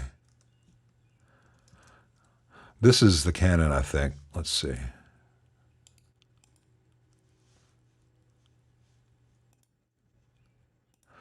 No, still the Fuji. Okay, I forgot. This is about the time I got the Canon. This is the XE5. Just a neighborhood walk again. This is obvious. It's interesting, but I was just seeing how I could get all the little details. It's always fun it's interesting to me to see how many details I can get in one plane with the focus. And for instance, this is a neighbor who just got his little puppy. Is this cropped? What the hell? This is not supposed to be this small. Just a second.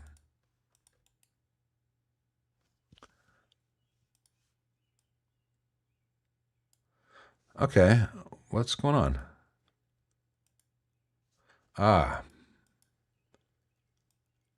Okay, never mind. Okay, I thought I had a different crop. Anyway, this is big, muscly guy, works out. And he's sitting like a little kid with his knees together because he's got a puppy. And I just thought it was so funny to see this big guy who could be scary in so many contexts. He's like a giant 10-year-old playing with that puppy that day. Plus the really big guy and the really small puppy, I thought it was funny. That same walk, again, this is just the color study. This is my baby Jasper Johns with Spider-Man. I like the way light and color works. I tried DxO Photolab. I didn't care for it. I also tried Capture One, and I really don't like the way Capture One works. I mean, I could make do with either, but I already know how Lightroom works, and I can work fast in Lightroom. I don't like paying any of them for it. DaVinci Resolve, which I use for my video editing, just came out with the beta version 21, which also does photo editing. That doesn't have it's not as fully featured yet as it will be. I'm hoping that they get theirs right, because theirs is free, or if I'm going to pay for a full version, I'd rather pay $300 for one that does video and audio, video and stills. But you know, you guys saw this as a thumbnail a couple weeks ago.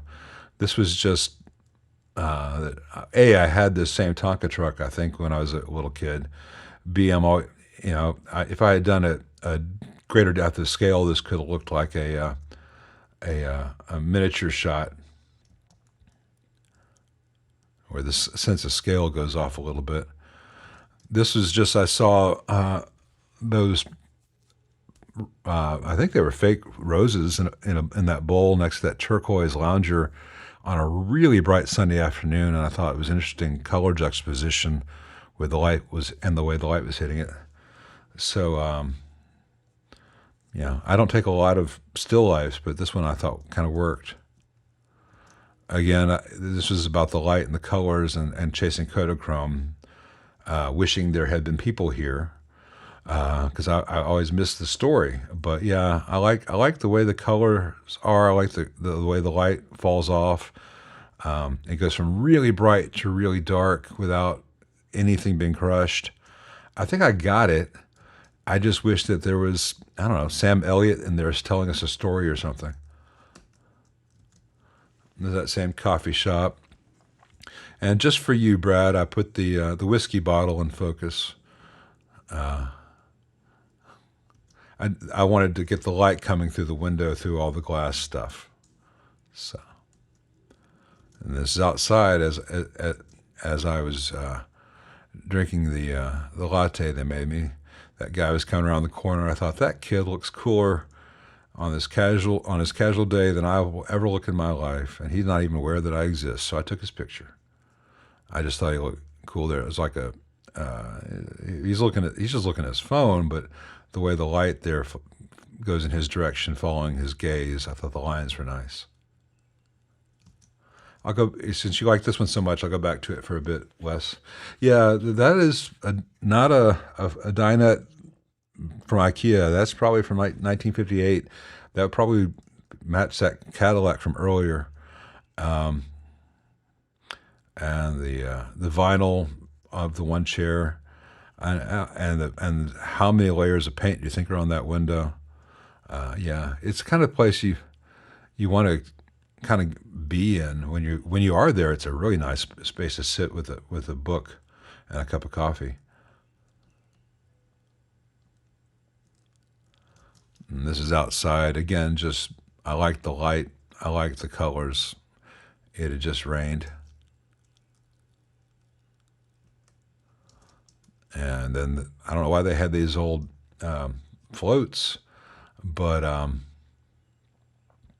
I liked the color of the floats and the texture and of the rope and the fish and the light bulbs. I was just trying to see how much detail I could get without everything being on the same plane. Also, it's always interesting to see what the bokeh of a lens is, and this one I think is really nice. All right, so this is the Canon 5D Mark I. It's not called the Mark 1, that people call that now, or the 5D Classic. So this is one of the first pictures I took with it. I got that, and I only have one lens for it. I got the 50 millimeter 1.8 STM. So Nikki and I went for a walk, and this is her cat who doesn't live with us. This is Moxie. She lives down the street, and they make out every time they see each other.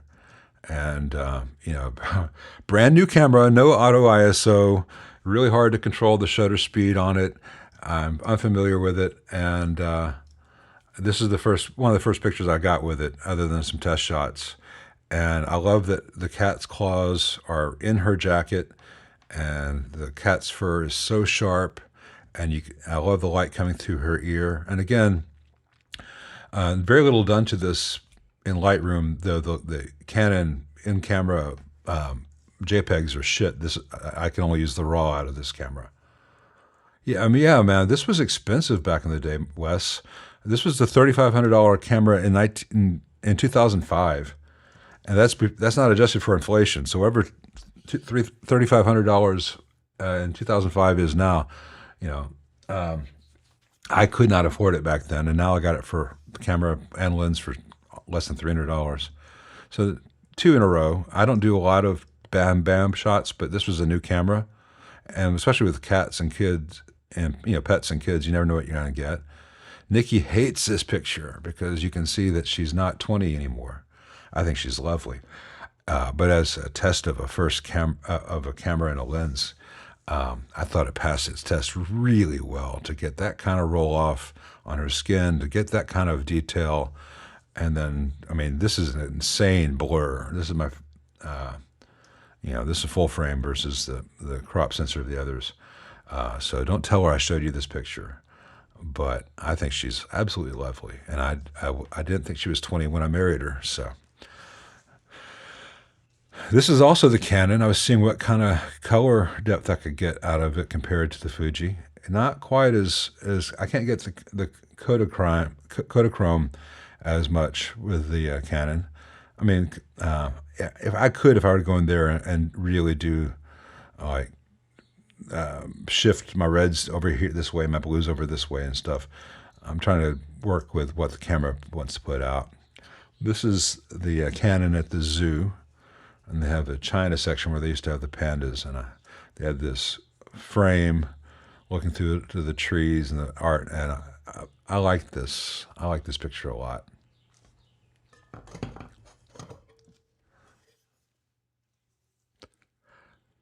She wasn't happy that I was taking her picture. Can anyone relate? And you know, it's strange. So this is the same setup where I got the sea lion and the little boy with the Fuji. This is with the Canon. Different kids, different sea lions, totally different light. But also, I like the composition. I like the light. Love the texture of the little rhinoceros toy the boy's got and his skin tone. This is nowhere near as sharp as the Fuji, but it's good. This, I believe, is the Fuji. Yeah. Again, going for the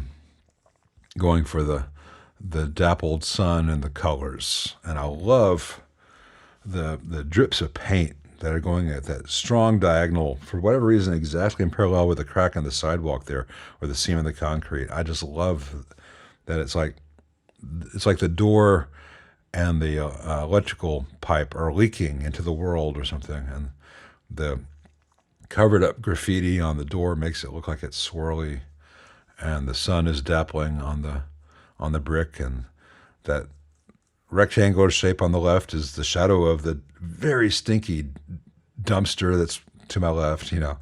But it looks much nicer in the picture than it is in reality.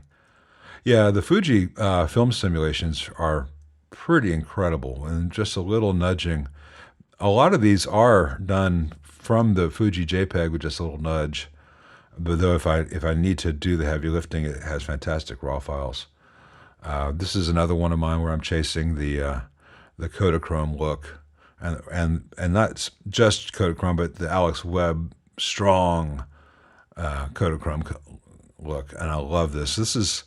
I showed you the same door about 15, 20 photos back where it was the little courtyard with all the colored chairs behind the gates. This is the door in the back of that. This day, the courtyard was open so I could get close to the door. And just red and that blue-green. We're almost to the end. This is from the No Kings rally. Not a lot of these in this group of pictures. I have a separate album for them, but I wanted some to have cycling for you guys. This one, I love the line, everything about this horizontally, the motion of this, the angles, the intent, the repetition. You know, I could tell you, but odds are you see what I'm talking about. And it's a self-portrait because he was wearing shiny sunglasses. But it's something about just this one picture, everything came together. I have no idea what the story is with that young man who was just lying on the grass, but I thought it was interesting. When you see something you don't see very commonly, you know, and the way the sun rolls off of his skin it's lovely. I hope he was well. I didn't want to interrupt him in case he was trying to take a nap or something. I didn't know if he was with everyone else or if he was drunk, but I don't know. When something's out of context, I could have cropped this only he and the feet of the people around him were visible, and then there'd be a "what is this" kind of thing appeal. But I haven't. You know, I might later. In which case, the context of the black man sleep on the ground with his head covered, surrounded by white people's legs, would have a very maybe sinister tone. I showed you guys this the day after I took it or whatever, but this is one of the best photographs I've ever taken. Besides you go right to her eye because the feather insists that you go there. The way the light is coming through the feathers and the general composition makes me so happy. I wish to God the person behind her wasn't wearing street clothes. I wish to God the person behind her didn't have a white cup in his hand, but or her hand, but you don't have any control over things in the wild. This is the shot I could get in that moment. No, this is the Aztec dancers, Diego, your nickel. The Aztec dancers for the No Kings protest. But yeah, it does look kind of like Mardi Gras. I don't go to Mardi Gras. Too many drunk tourists at Mardi Gras. Another Aztec dancer. I didn't show you guys this one before. But I was telling you, Brad, if you're still here, that this thing can crop in without any loss of quality.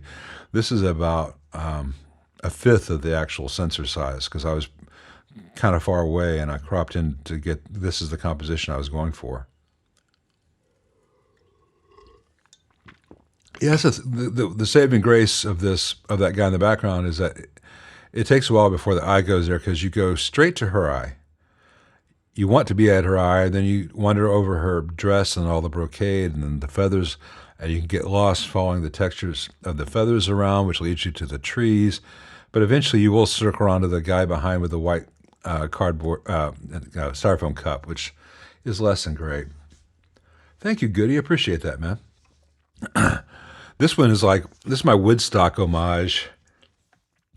Everyone was watching the Aztec dancers, as they should, and I was just walking around to get the shot of the crowd, and this, I think it was a girl, might have been a guy, leaning against a tree there with the long hair and the water bottle. Anyway, the back almost anyone backlit is candy to the camera, and so this is my my Woodstock tribute. This is Gary, who's another photographer who was there that day. Gary is another person who looks cooler in this moment than I've ever looked from in the totality of my life.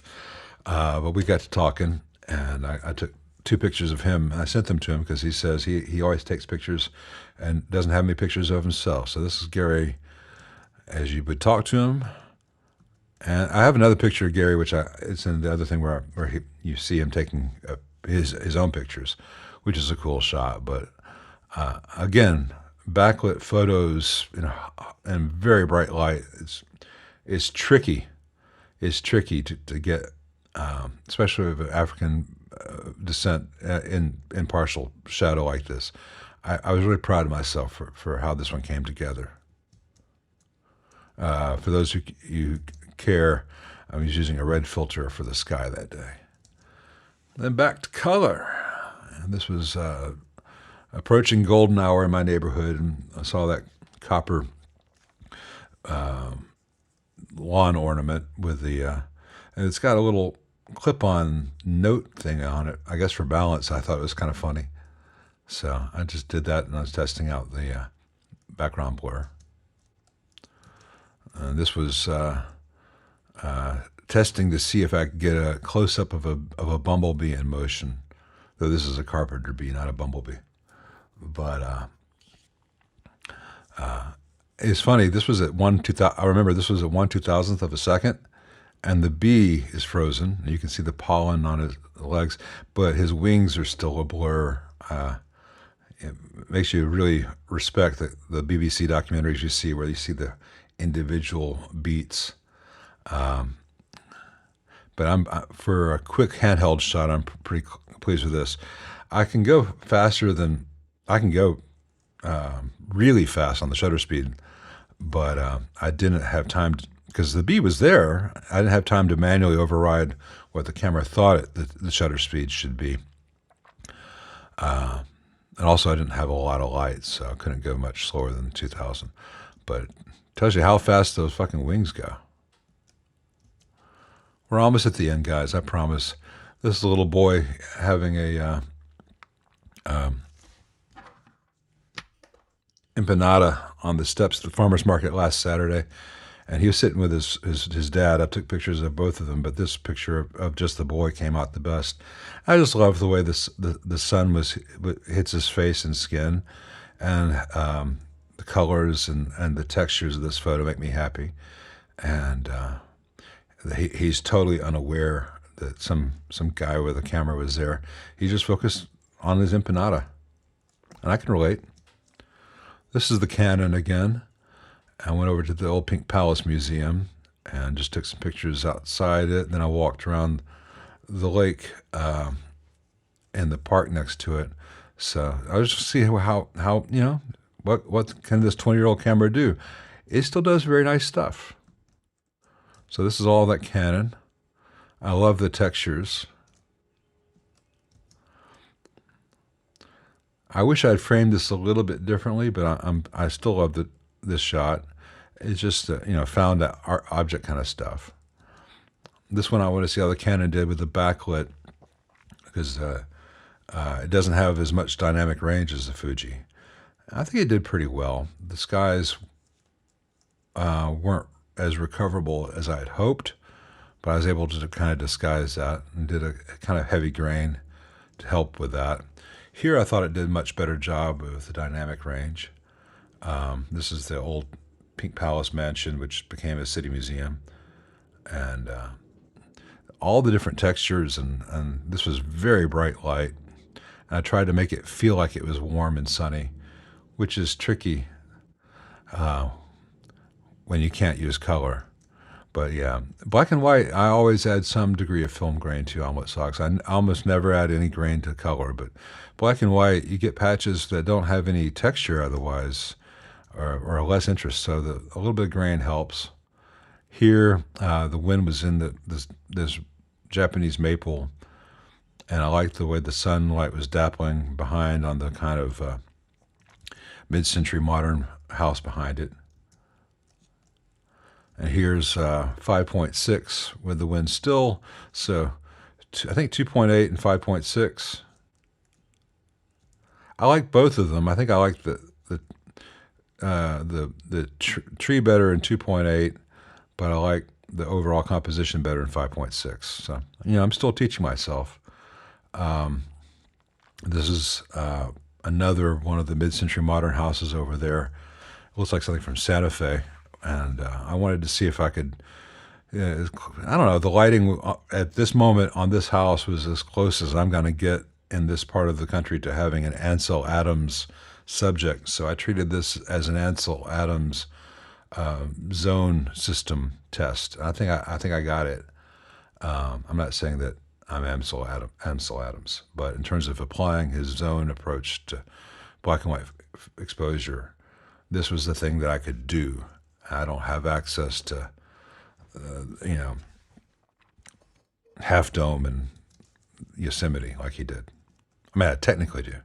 This is one I was telling you about, Brad, that makes me really happy. This was a little dog, and I was taking pictures mostly of people and landscapes, and this little dog would not hold still, and I only had a short interaction with him, and I didn't have, and that old Canon, it's really hard to change the settings on, so this was only at 1/250th of a second. And so it's not, the focus was fine, but it's all motion blur because he was moving too fast for 1/250th of a second. But because he had jumped in the air to get the ball, and his ears are up in the air, and this is just a dog in motion and a very happy dog.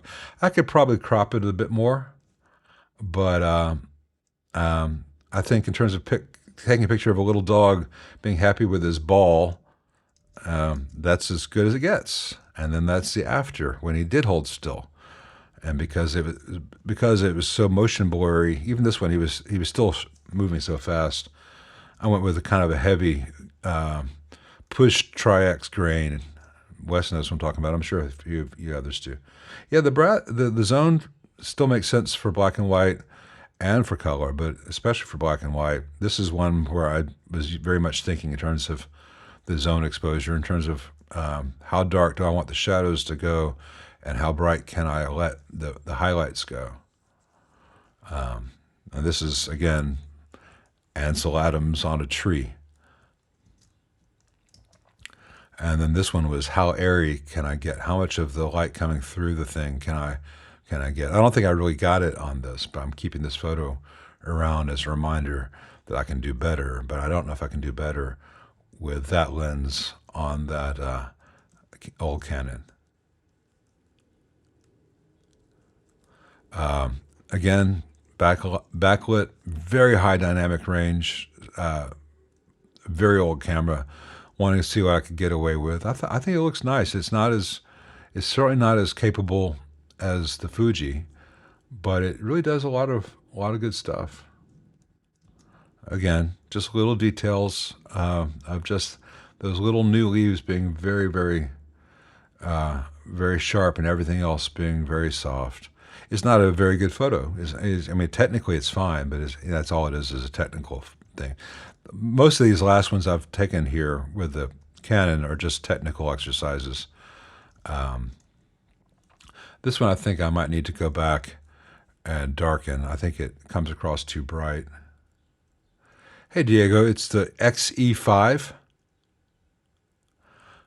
XE5. It's one of the newest ones. It's not expensive when compared to full frame, and the lenses for it are very inexpensive. But for traditional APS-C, it's expensive, but it's worth every penny. I'll show it to you in just a second. Yeah, this one I was trying to get the sense of what it feels like, and I think I went too high contrast on this. I can go back and redo it. This doesn't give the sense of what it felt like because I was in the shade. This is more like what it really felt like because you feel like you're in a cave. Hey, Rhythm and Blues. I don't have a film camera yet. I'm gonna get a 50s Canon rangefinder within the next month to do some film shots as well. But film is so expensive to process. This is more black and whites I took yesterday. I was shooting in 4x5. And I just wanted to see the late afternoon sun coming horizontally across the stucco, get the textures, and then see how it handled the chrome and the sky reflecting in the hood of this car. Neighbor's garden, again, zone system, but this was the Fuji versus the Canon. I think the Fuji not only handles dynamic range better, but the darks can be darker without everything else being dragged down. This is a little path in their garden. It looks like a secret entrance for small creatures, like a path that only small people can go on. And this is Nikki's favorite cat down the street again. Just a different shot of her because Nikki had to say hi to her. We were on a walk to dinner. There's another cat at the cat rescue place down there.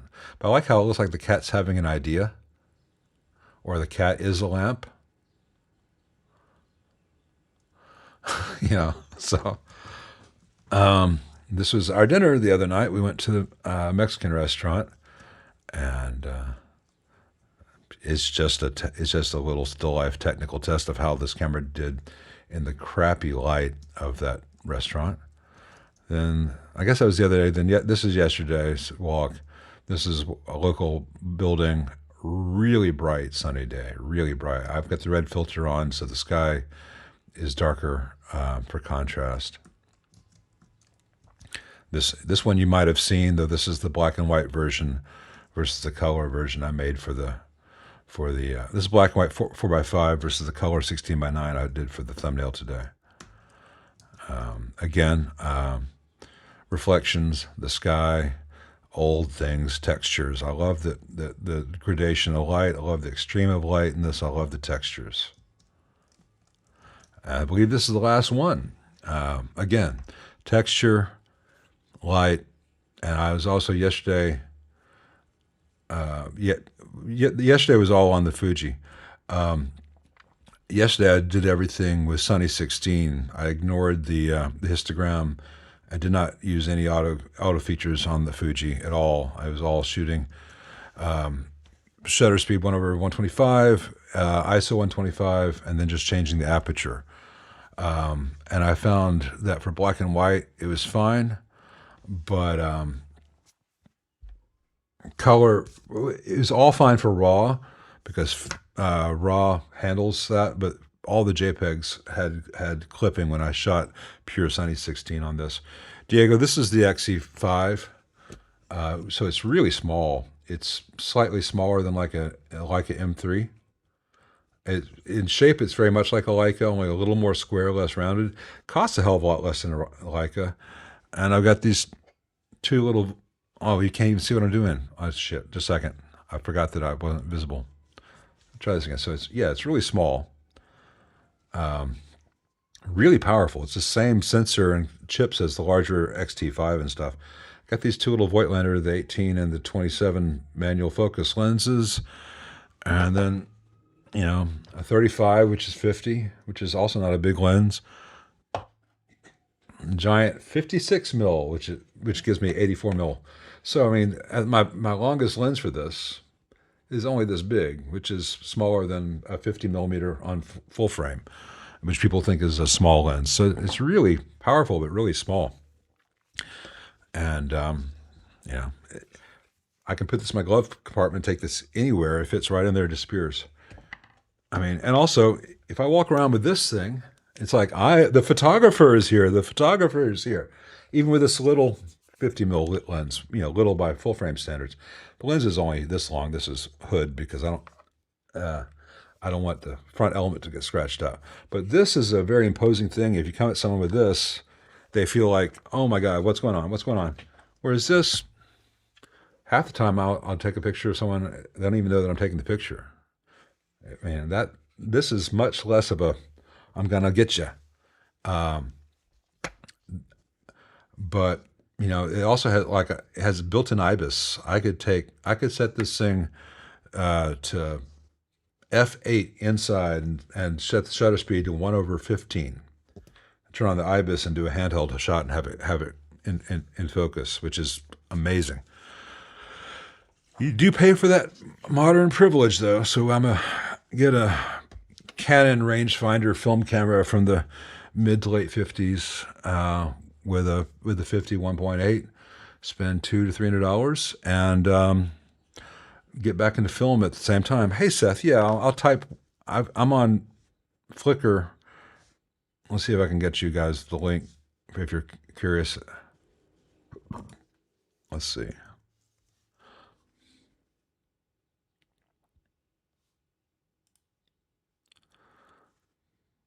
Let's see. How do I share me?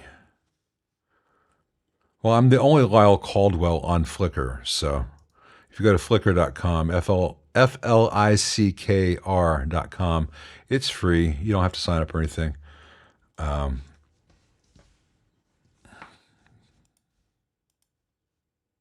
the second, the chat window's gone weird.